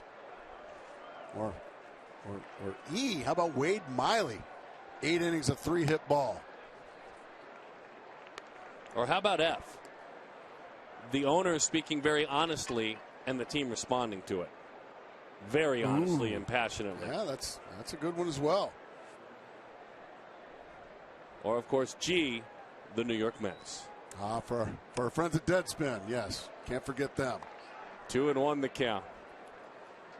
Yeah, how about L or M or wherever we are? Whatever. That guy last night saved the bacon of the Arizona Diamondbacks and gave him an opportunity to get that walk-off from Ryan Roberts. I think Ryan Roberts is going to win that one, don't you? The text poll. There's no doubt in my mind. There's no doubt in my mind. It might be 100% to donut. All due respect to you, Miguel. And also, what was the other one? The series win. That's the whole team. Oh. That wasn't as exciting of a moment. Not quite as big league at all. Upton draws the walk. That's a good moment. He has been on 3 times now. 1 double, 1 walk. He also reached on a fielder's choice. Left fielder, Jason Google. Oh, Darren, look at that. Want some hot sauce packets tonight because of the 6 runs. Right. Tomorrow, though, actually, between 4 to 6, if you go ahead and purchase yourself a large drink. That's about 4 straight nights of tacos, isn't it? That is. You can get All 3 right. free tacos tomorrow night. Man, I can't Under wait. $2.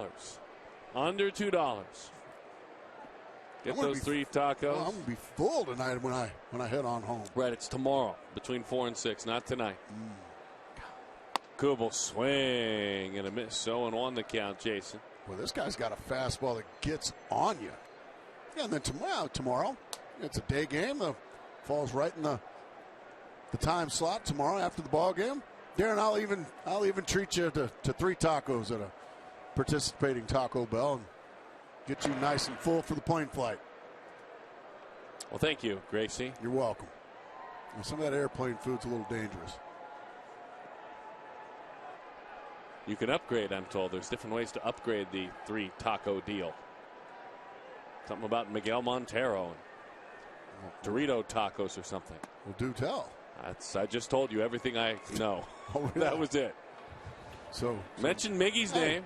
I say we throw him in the back seat of my car, and I'll just, maybe Miguel can go in and sign a few autographs, and we get him for free. Now, that'd be big league. 0-2 the count. All right. Hot shot, base hit, right field. That boy can hit. Jason Kubel. That's 2 more hits tonight out of 3 tries. He's walked once. And he just takes a breaking ball and just rifles it right into right field. Staying back nicely. Kubel hitting 296 now.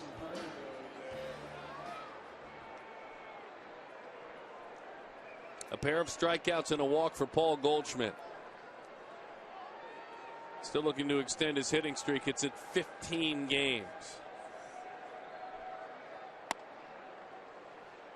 0-1 the count to Paul.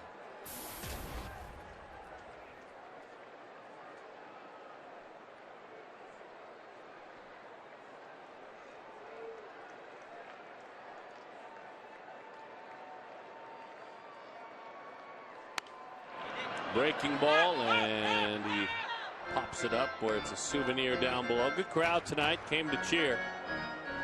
And they've been given a lot of reason to cheer. Fabulous outing by Trevor Cahill. The Diamondbacks averaging about 4,000 more per contest this year. Good. Than last year. Nice job, Diamondback fans. They've been rewarded this homestand. Seen some pretty good baseball. 1-2 the count. The dramatic catching of a pitch out of the zone by Suzuki continues. Like limbs were going to start flying off his body. 1-2.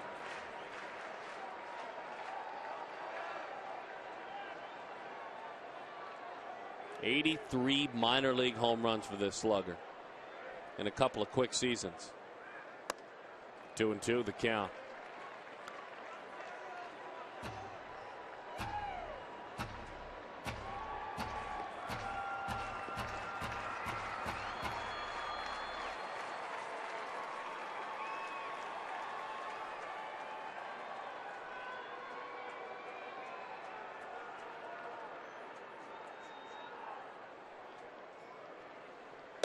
Oh dear. Fastball up and out of the zone. There goes that bat. Gibby knows what he's looking for when he reads that. Frustrated there. Rats.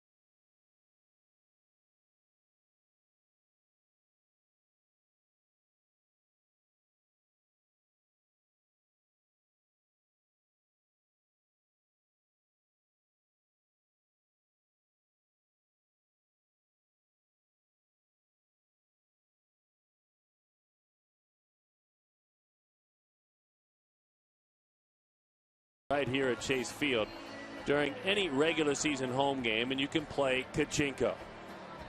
Again, it's Kachinko. It's Gila River Casinos, proud partner of the Arizona Diamondbacks. And what else? Well, it'll change your life. Kurt Suzuki v. Trevor Cahill. Cahill with 80 pitches on the contest.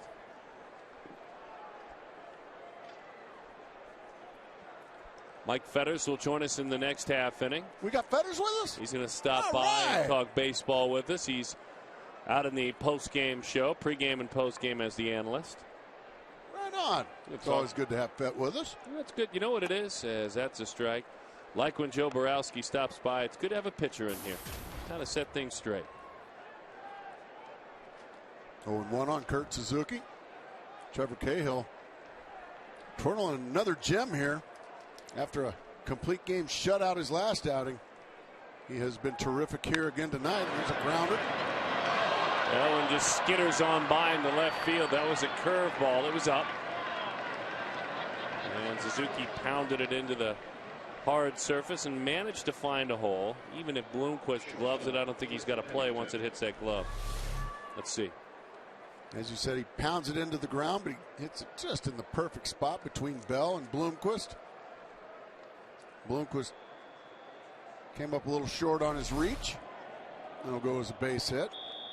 And you can hear that piercing sound of the bullpen phone ringing down the left field line of the Diamondbacks bullpen as that was ripped into center. That was up for Cliff Pennington. It was a fastball. And Pennington, 2 for 3. You know, a guy who has found a little bit of comfort here. Here's a hitter hitting about 200 all season long. And Pennington's got 4 hits already in this series. He says, I don't know what it is. I like this. I like it in here. This is cool. This is fun getting hits. They open the roof. It's 90. It's not cold and freezing like the Bay Area. Craig Breslow is warming in the bullpen.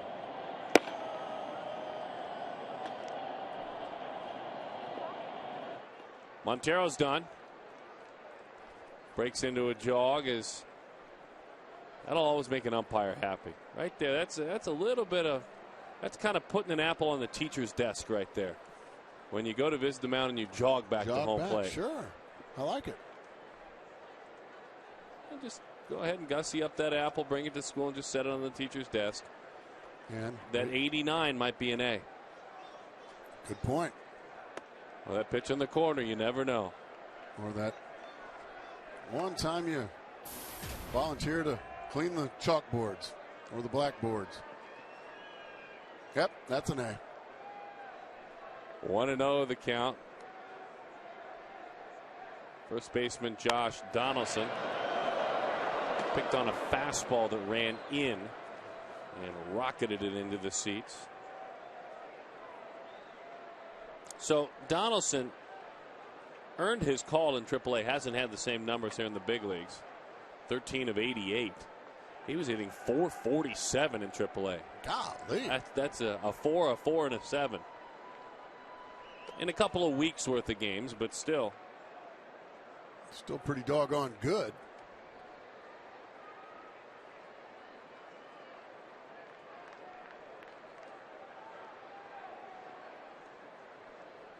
A's hope someday baseball will be played for them either in a new facility in Oakland or in San Jose. There's your double play candidate. There's one. Good hard slide to break it up. Yeah, it just took Willie Blomquist a little bit too long to get that ball out of his glove, and it ended up hanging Aaron Hill out to dry. Watch just a little bit of a, I'm having trouble getting it out now. Oh boy. Fortunately, everybody's okay.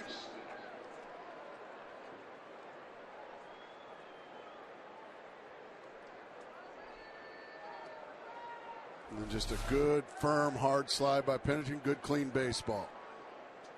Tough candidate now to double up in Weeks. I mean, you don't take your shot. That one misses away. 1-0 the count. Outfield plays Weeks the other way. Right center field is wide open for the young speedster. You can see the infield maybe 2 steps in the middle, though. They'd love to take a run at that double play. Good pitch there. Didn't get the call. 2-0 the count. Series wraps up tomorrow with these same 2 teams. Joe Saunders, Travis Blackley, both left-handers. Bazooka Joe a 3.65 ERA in the year, as that one is a strike. And he knows these A's, although there's been a lot of turnover since he was an Angel. But has seen him a bunch, and he and Blackley will go toe-to-toe tomorrow.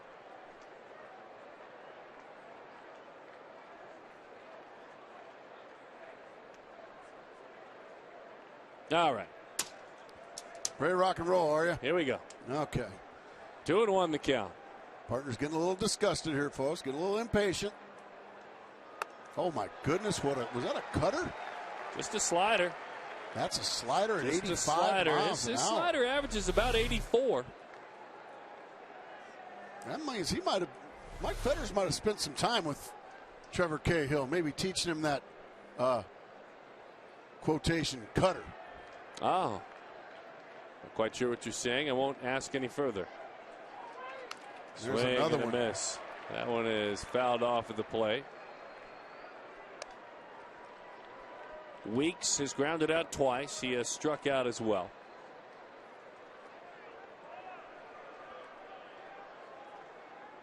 The A's coming into this series took 3 of 4 from the Rangers. Outside, overthrew that one. You can see his entire body jump at the plate, and he missed away. Rangers haven't done so well up in the Bay Area. They took a loss to the San Francisco Giants this afternoon, 5-2. That's where we're headed tomorrow. San Francisco. No. Arlington, Texas. We were just in San Francisco. 3-2 the count. On the ground, is it two? You better hurry. Got him. Double play. Very impressive, Trevor Cahill. Very, very impressive.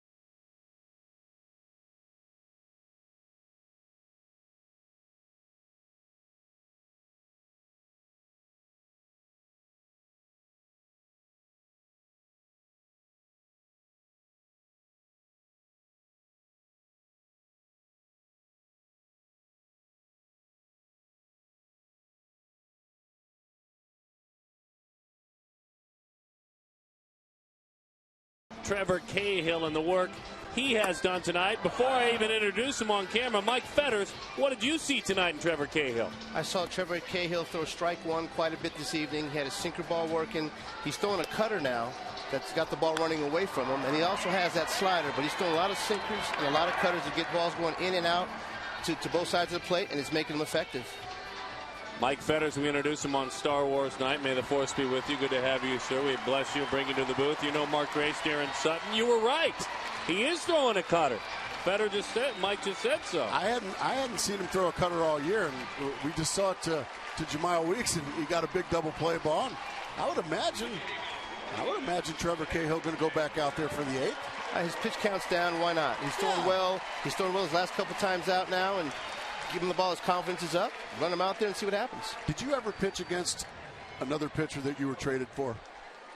Oh, gosh, no. I was a reliever? No. Or against the team that maybe moved you? I mean, were you motivated against old teams? You do, because, you know, when the team that drafts you, you get to the big leagues before that team, that's who you have loyalties to and you feel comfortable with, and all of a sudden they trade you feel like you're worthless.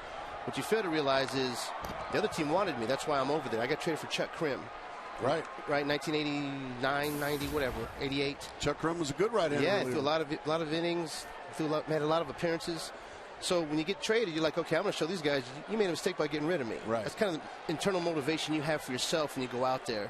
But once you get on the mound, you forget about all that. Your job is to get out. Exactly. Your job is to hit the gloves as many times as you can and get them to put the ball in play and let your defense work around you like Cahill's done all night. 1-1 the count. Miguel Montero, of course, Mike Fetters joining Todd Walsh in the post-game show tonight. Fett been doing radio and TV this year. You know, it's interesting. One guy when I knew you were coming in, I wanted to ask you about, because you'll talk with these guys. You see them some in spring. You watch them throw their bullpens as Montero deals with a 1-1 count. And that's the guy who pitched last night. And the Diamondbacks don't win last night without Josh Colmenter, as he has become a reliever. Gracie had some thoughts. I'm sure he'll share them. But what do you think? Why has he progressed in a positive way? Well, let me back up a little bit. Colmenter was a reliever last year before he became a starter. He made the ball club as a long man. Right. To me, that was his best role anyway. He took the role as a starter because of need last year. He took the ball as a starter and ran with it. This year he started as a starter, didn't have so much success. They put him in the pen. where he was last year to start off, and he's flourishing. That's where he belongs, I believe. With his repertoire of pitchers, I think he can give you, 3, 4, 5 innings when you need him. And he's a guy, because of the way he pitches, doesn't have to pitch that often. That's the hardest job in baseball for me, is the long man, not a pinch hitter. Pinch hitter gets 1 at bat, 3 strikes or a hit, whatever he gets, he's done. A long man doesn't get that much work. When he gets out there, he's expected to go deeper in the game to let the rest of the bullpen rest. It just seemed, and Darren and I noticed it, and we talked with Joe Borowski as Miguel Montero's a strikeout victim on a high fastball. But we saw Josh Colementor last night get a lot of swings up around here, which tells me, and he wasn't getting those swings and misses up there in April and not in March, certainly in spring training. But that means, now, is it because, like I said, about pitching? Is that because maybe his arm's a little stronger than it was in April, or do you think maybe more confidence? What gets a ball on you a little more later in the season than maybe in April? This is just my opinion. A lot of pitchers have different opinions about it, but last year I was very impressed about the angle that he created with his style. Okay, the deception that he had. The ball's going straight downhill. When you're establishing, you can get the ball downhill, low in the zone. Batters got to look low. Their chin comes off their shoulder, and they got to look up at the ball coming down. So when he did start to elevate pitches, it was a swing and miss because you're looking for the ball to come back down. Well, you were a stand-up guy. Very similar. But now this year he wasn't able to establish low in the zone early on for whatever reason, whether it was mechanical or confidence or whatnot. So now when he was continually elevated, then he got hit because guys saw the ball up there better. Right. When he's getting the ball down like he did last night, then when he maybe by accident elevating or by purpose, then it becomes a strikeout, a swing and a miss. But he has to establish down. Big difference, those numbers. Those are stunning. As that one is popped up, back of second base, Weeks is there, and he makes the play for the out. Now, obviously, you're reading reports, probably daily, checking in on pitchers. We've got some video of the efforts from Trevor Bauer last night. The numbers were great. Tell us what you know about last night. Tell us what you know about his last few starts. No matter what you say about Bauer last few starts, the kid's got big league stuff. There's no question. People are going to say he's close. Well, what makes this kid ready? If you're asking me, put him in the big leagues and see what he can do. That's how you know if he's ready or not. But that being said, whose place does he take? Starting pitching right now has been good. You don't just replace somebody because this guy's ready to go. Right. You got to wait your turn sometimes. And right now he's just got to keep doing what he's doing. Don't worry about getting called up. Keeping himself ready. So when they do call him up, if there's a trade or somebody gets hurt, he's a logical guy to come up next. I know that we had Corbin up here earlier, and he's comfortable. They might bring him up. But the way Bauer's pitching down there, he's probably the logical guy to come up. Just 2 walks last night. The walks were down. And that's the part that he has to get better at. In the minor leagues and in college ball, that's the point, is if someone gets on base, is he going to be able to hold him close? Because you can't have guys in scoring position all night long. And against big league hitters, man, you're going to run yourself into trouble. Plus, he's got an array of pitches, 9 different pitches. Well, in the big leagues, if you start searching for one of those pitches, it might be a little too late. So it's always better to have 2 or 3 that you can count on, although he likes them all and he believes in them all, and that's who he is. So who are we to say that he can't do it? He's going to come up here, he's going to try it when he gets his chance. And you kind of knew that when you drafted him, right? No question. And he's kind of a different animal. He believes in what he does. Going to be when that day does happen, I think this place is going to be filled with people. I think he's going to put fannies in the seats. There's no question. With all the hype that's gone on behind this guy and what's going on when he gets getting drafted, the whole routine that he has, everyone in baseball knows about it. Any fan knows about it by now. So when he comes here, everyone's going to want to see it. And there's going to be people coming early to watch this whole routine for sure. And people say you got to modify it a little bit. You got to cut back on it. Well, why? I agree. Why? Let's see what happens first. And if it has to do it, then great. But until he's proven wrong, let him keep doing what he does. He's comfortable with it. 1-2 the count. Big shift. Josh Bell, breaking ball, ground ball. He wears between steps. He wears number 17 too. So that's instant success right there for Trevor Bauer. Mike Fetter's joining us as the analyst in the post-game show. Looking forward to his comments. 6-1 the score.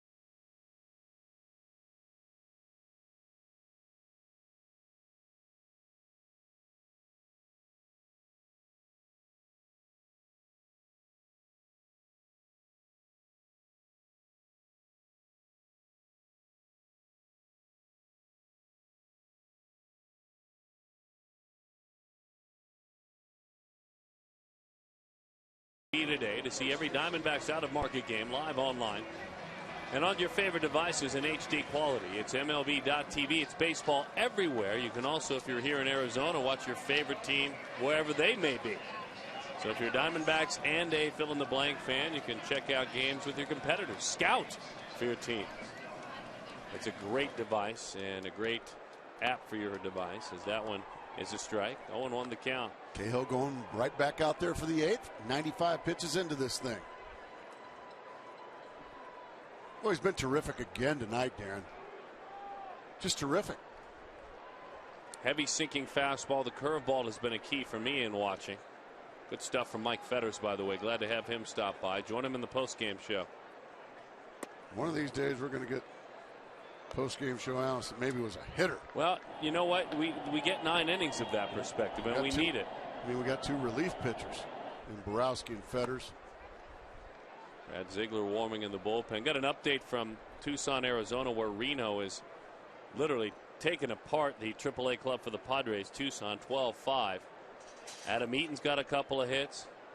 Ryan Wheeler, the first baseman, third baseman, has 4 hits. And a certain shortstop by the name of Stephen Drew is 2 for 4 with a home run tonight. All right. So Stephen Drew, we're getting with all a home kinds run. of good news from down in Reno, from down in Tucson, where the Reno Aces are doing their thing. It is confusing, right? Because the team used to be in Tucson. But still, that's great.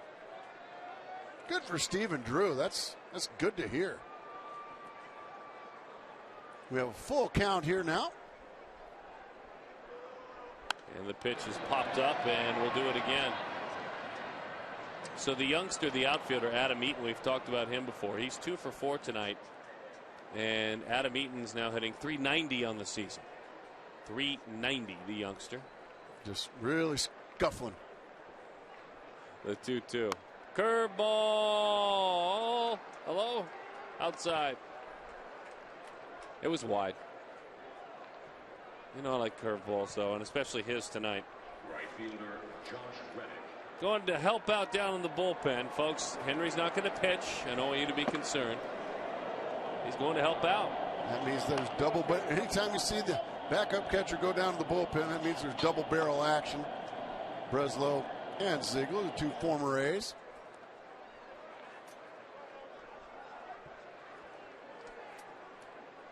Well, don't you know what Cahill's thinking now? Double play ball? Absolutely.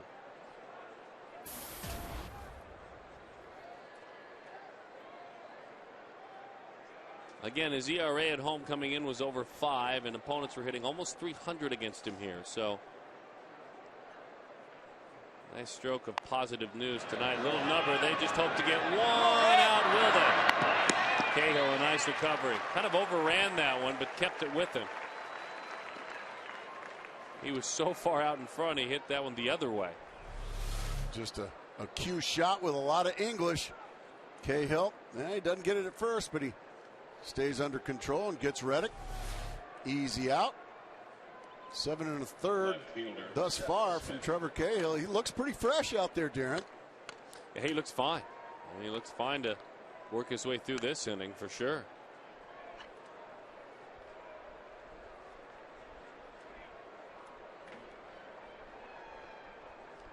Boy, down there, that Reno club, our good friend Rusty Ryle has a couple of hits Does tonight. he? There's a name from the There's past. Rusty.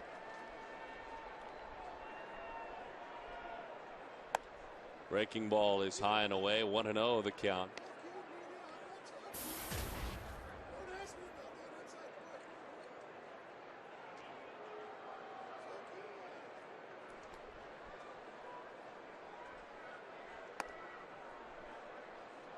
Two 2-0 the count. Montero telling them, keep that lead shoulder closed up. You're getting tired. Don't be leaking out on me. It's kind of his standard go-to coaching moment for Montero behind the plate, but he's usually right. Outside. Again, he tells him your front side's flying open. 3-0 the count.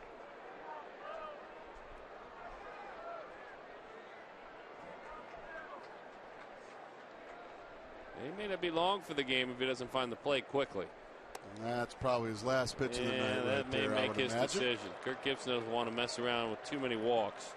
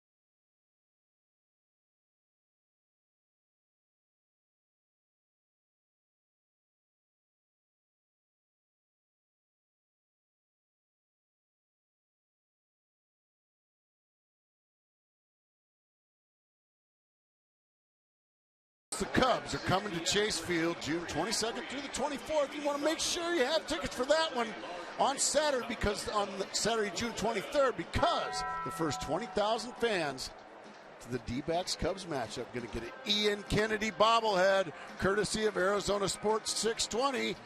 Right there it is. You can't see his face because his glove's in front, but it's a really cool bobblehead. But anyway, you got to call 602-514-8400 or visit dbacks.com/tickets, and you're going to get that man in bobblehead form. And it's going to be cool, so make sure you get your tickets, folks. Start calling. Plus, it's the Cubs. Brandon Inge deals with Brad Ziegler, a sinker. 1-0 the count as that one dives low. Ziegler, 1.99 ERA. Look at that. 24 runners he has inherited. Only 6 have scored. And you're looking at just 25%. And that is a good thing. He is another guy against a guy like Inge who could certainly throw one pitch and get 2 outs with a double play. Cahill good tonight. Really good. That's a couple of back-to-back solid starts for Trevor. It's up and it's hit into right field. Upton charges. And the bases are loaded. That's how you hit a sinker ball or go the other way. Well, that was pretty by Brandon Inge. So our Nissan text poll will update it for you. Some of the moments of this homestand. Boy, that's a stunning response there that Roberts would be so far ahead. Or just winning a series. Johnny Gomes. Somebody liked it. Somebody liked just winning that series. You know, at the end of the day, I guess that's the most important thing, is winning the series. Johnny Gomes, veteran Johnny Gomes. Sending up a right-hander to face a right-hander.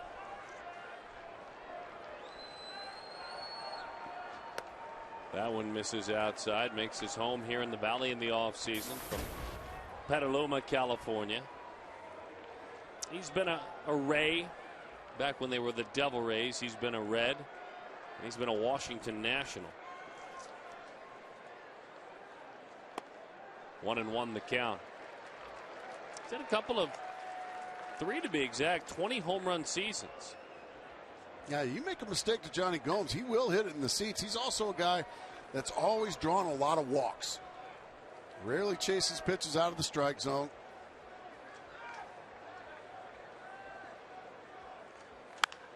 To right field, pretty well struck. That sends Upton back. He is there. That will drive in a run. Gomes with an RBI, but a big second out. 6-2 is the score. Yeah, you'll trade outs for runs there.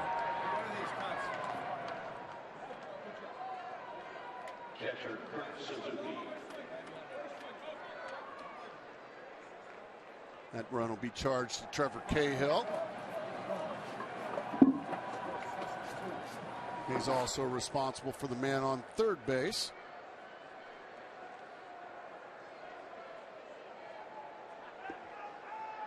Kurt Suzuki now singled, doubled, drove in a run, and also has grounded out. Athletics had last scored back in the second inning. Right at the knees, strike one. And you love a reliever that comes in and throws strikes, Darren. You want, when you're protecting a 5-run lead at the time, you come in with a couple guys on base, you want them to have to swing the bat. You don't want to add base runners by walking them. You have to earn your way on. And Ziegler's doing just that. Nice job, great range. Got him. Tap dance on the bag by Aaron Hill.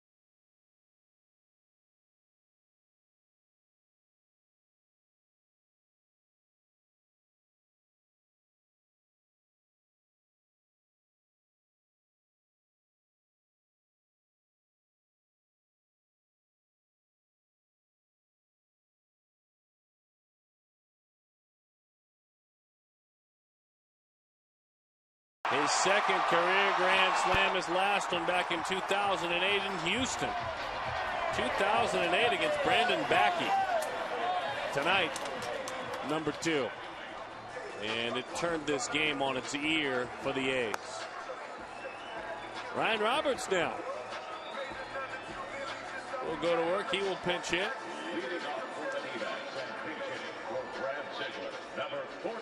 In the pitcher's spot, he hits for Brad Ziegler. A nice job by Ziegler coming in and snuffing out a would-be rally. And Ryan Roberts, he was certainly the talk of the town all night and all this afternoon. 6 of 14 on the homestand, so starting to hit, really starting to heat up more. Hit 288 in the month of May. It's his second career walk-off homer, as Jerry Blevins has had a fine year, takes over for the 22nd time. His first walk-off came last year against the Dodgers in the final moments of the season, second to last day of the season.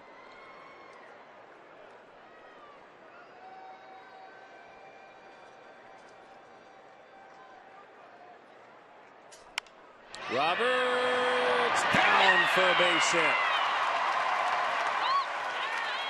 He's a fan favorite. You can just hear a different level of applause when he succeeds.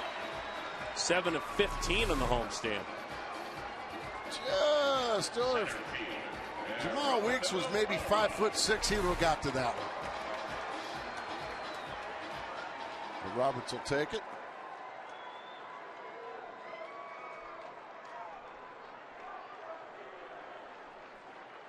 Para walked, singled, scored a run. He has flied out a couple of times. We told you earlier, the numbers tell us he's better in this spot as a starter, as a leadoff hitter, than anywhere else. Pushes a bunt, third base line, charging. Nice play by Brandon Inge, who has done it that way his whole career. Now, he moved the runner up. He's trying to bunt for a hit, though. I don't know how they'll score it. I think they'll probably score it as a sacrifice, because he squares around. What he does, that is a beautiful play. Only a terrific play by a Gold Glover in Inge. Third sacrifice of the year. And that is how it is scored. But he was trying to bunt his way on. Not a bad idea.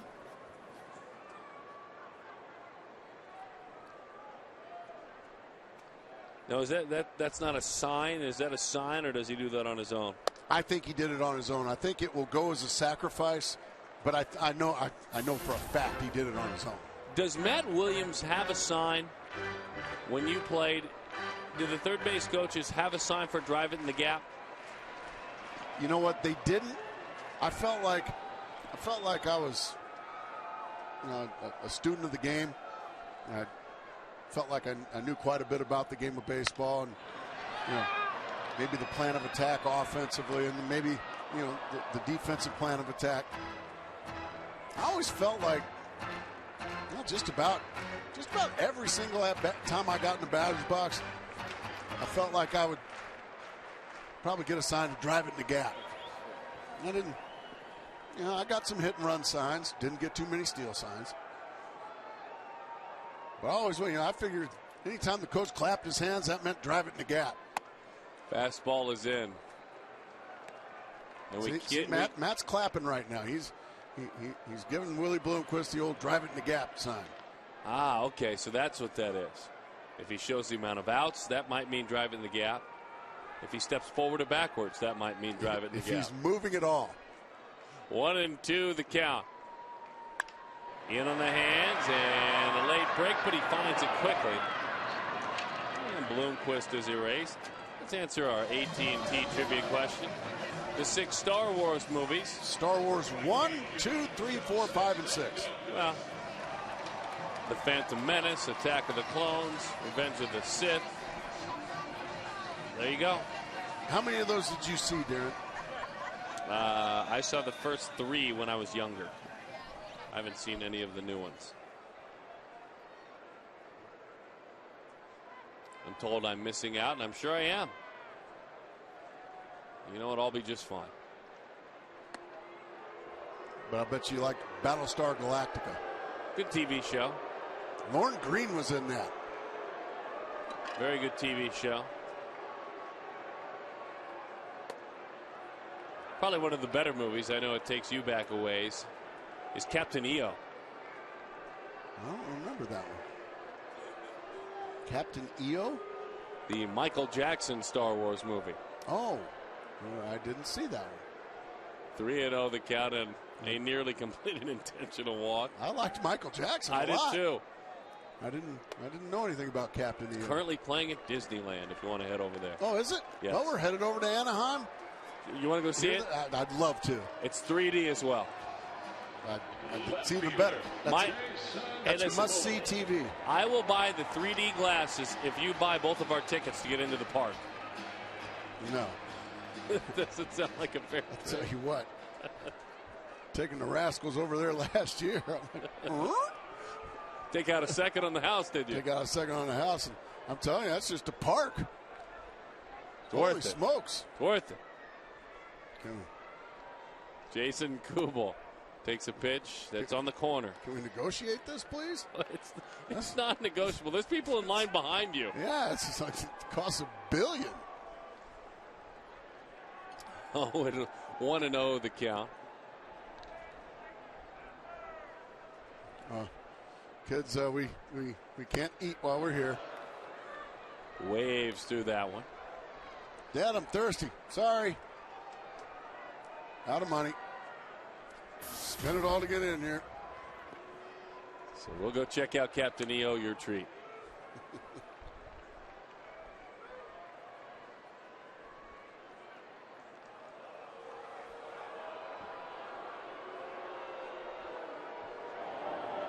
David Hernandez will work the final inning unless the score changes.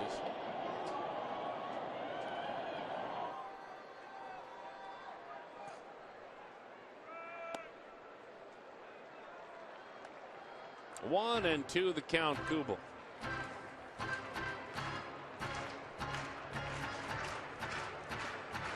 He's walked. He's singled a couple of times. He's driven in a run. Jason has 33 runs batted in on the year.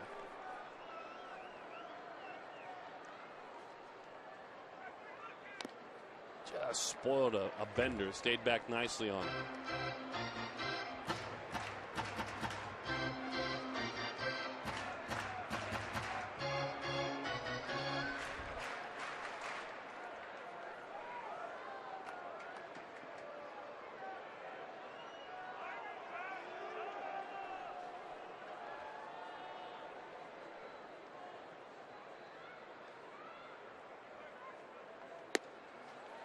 Two and two. Off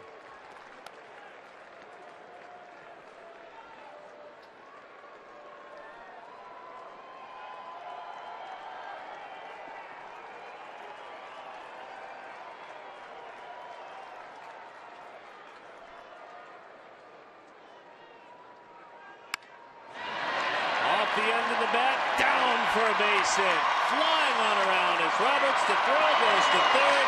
The Diamondbacks add on. An RBI machine. Jason Kubel, 7-2. 6-3 hit game as a Diamondback. Boy, so pretty to watch a lefty stay on a slider going down and away and just drive it the other way. That's a good pitcher's pitch right there. Jason Kubel just goes down, bends his knees and goes down, digs it right out. Ryan Roberts scores easily. Coco Crisp does not throw well. And Upton going all the way to third base. Another two-out run for the Arizona Diamondbacks. Diamondbacks needed that for an opportunity for Paul Goldschmidt. With the hitting streak, good call. Goldschmidt, this in all likelihood is his last shot to hit. He is 0 for 3 with a walk. You can see all the timely hitting with 2 outs. He's looking to extend his hitting streak to 16 games.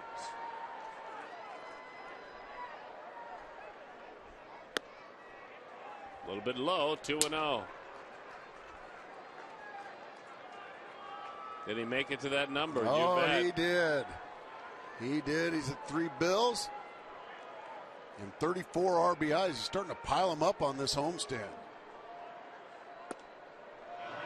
2-1. Yeah, Jason, 6 3-hit games.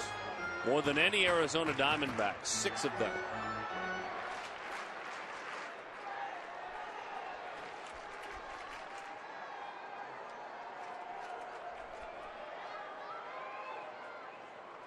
Paul has the hitting streak. And another run for Goldschmidt. It's a 16-game hitting streak. 25 hits. He is red hot in his last 16 games. 8-2. Goldschmidt. 16 of them now. He takes a fastball down and away and just drives it. Look at the short, compact swing. Drills it into center field. Again and again. 2-out RBIs, 2-out scoring. Yeah, look at Gibby. Oh, we like Happy Gibby. 16 games. That's nothing to sneeze at. Miguel Montero, you know, we've been talking about Wade Miley as the sure thing, got to be an all-star because he's right there with you, Darvish, and wins as a rookie pitcher. And Wade Miley is deserving of that. But suddenly now, over the last 16 games, Wade Miley has watched as well. Well, Paul Goldschmidt has moved into the discussion as one of the manager's selections or a backup first baseman. Joey Votto will be selected as a starter. They're going to need another first baseman or two. Ian popped up. And that one is put away. It's a 16-game hitting streak. It's 2 more runs. 8-2, Arizona leads it.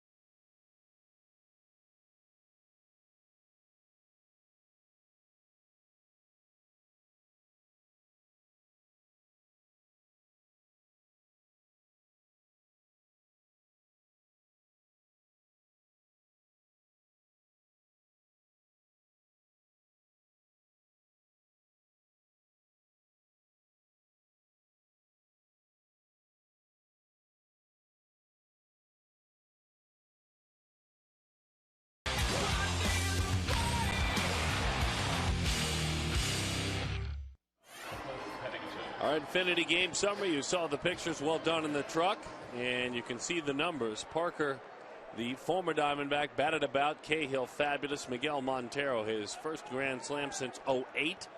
Number 2 in his career. An Arizona Diamondbacks kind of night.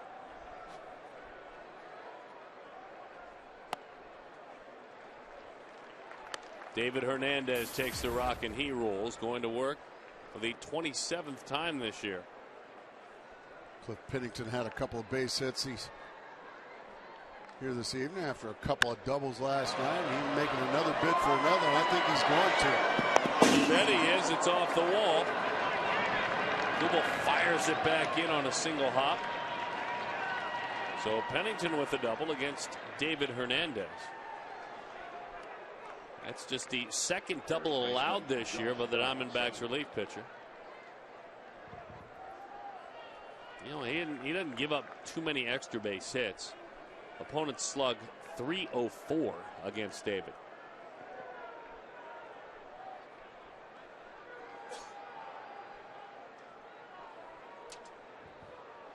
They'll reset the signs. Willie will come on in.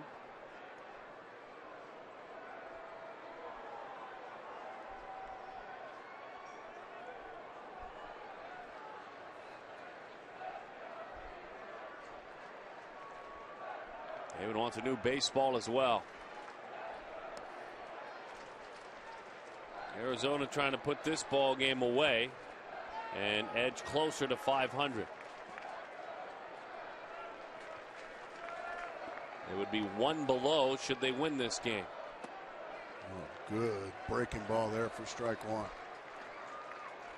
And for the Diamondbacks, it would be 4 consecutive victories.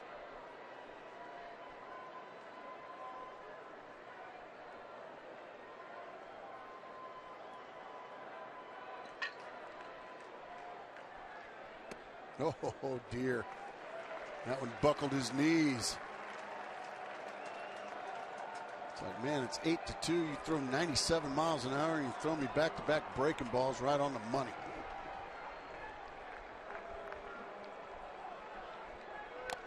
Into the catch as minute goes. That is strike 3.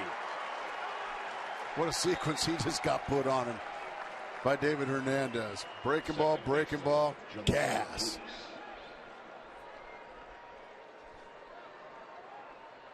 JEMILE Weeks tonight, 0 for 4.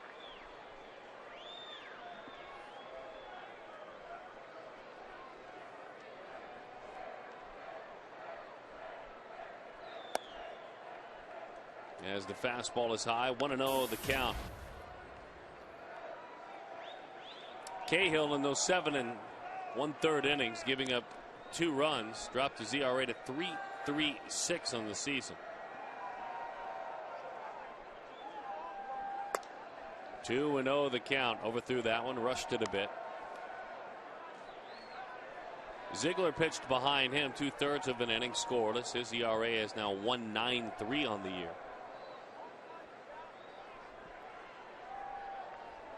And even though Parker took it on the nose, his ERA a respectable 3.19 this season. Right down the middle, 2-1 the count.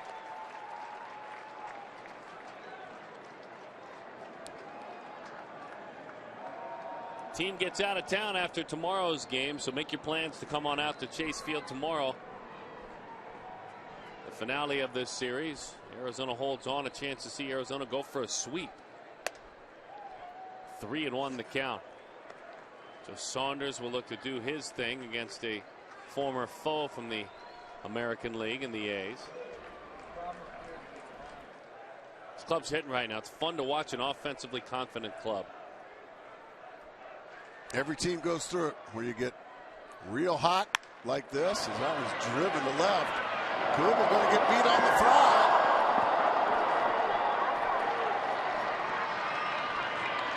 And the A's will add another run. So we mentioned not too many extra base hits allowed by Hernandez all year long, but 2 doubles in the inning. And for Weeks, his first hit of the contest, just his 8th RBI this year. Yeah, that's a fastball, 3-1 right down the middle. He puts a charge in it over the head of Jason Kubel. So David Hernandez, a blemish to deal with. Just one away here, and Coco Crisp. He walked and scored his last at bat, and that's a strike. Wow, what a breaking ball for strike 1.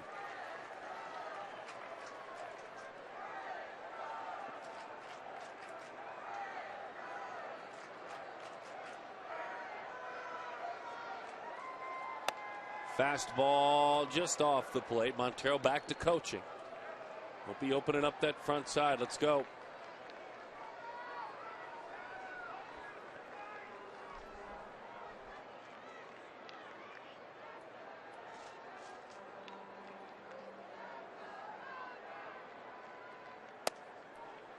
That one stays high, and they'll talk about it.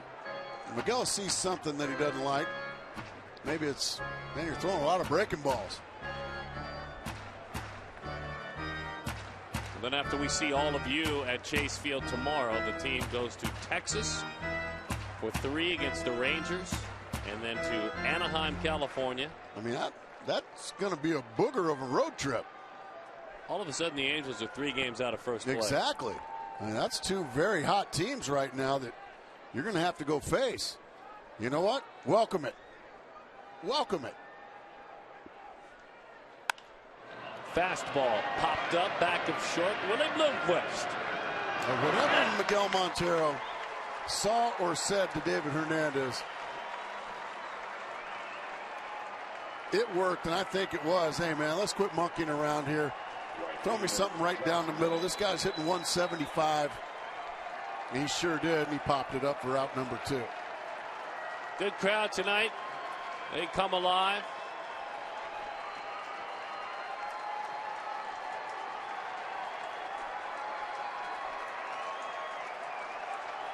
Breaking ball, a dandy over the outside corner. That's strike 1. Trevor Cahill looking to improve to 4-5. Should they lock this one down?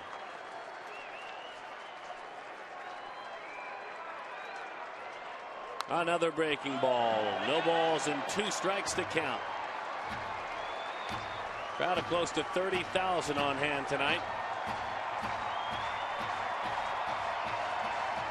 They've been getting the kind of baseball they've deserved all year long on this homestand here at home.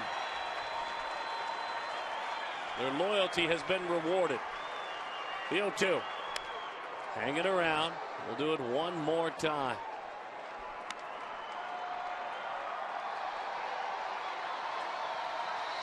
Those gentlemen were up there. They were dancing. They were having a good time. They were rocking the upper deck.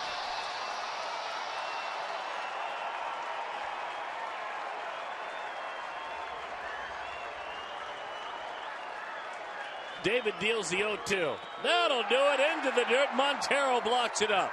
The Diamondbacks are one game away from reaching the 500 mark. Then they can really start talking. They've won this series, but now they can't be satisfied. And it is 3 consecutive series victories. The Diamondbacks win it tonight by a score of 8-3. Our post-game show with a lot to talk about, certainly. Let's get it on now to Todd Walsh and Mike Fetters. Guys, certainly a big win tonight. What you cooking up out there? Well, there's lots in store, Darren. We'll hear from Diamondbacks manager Kirk Gibson. As always, Jody Jackson standing by with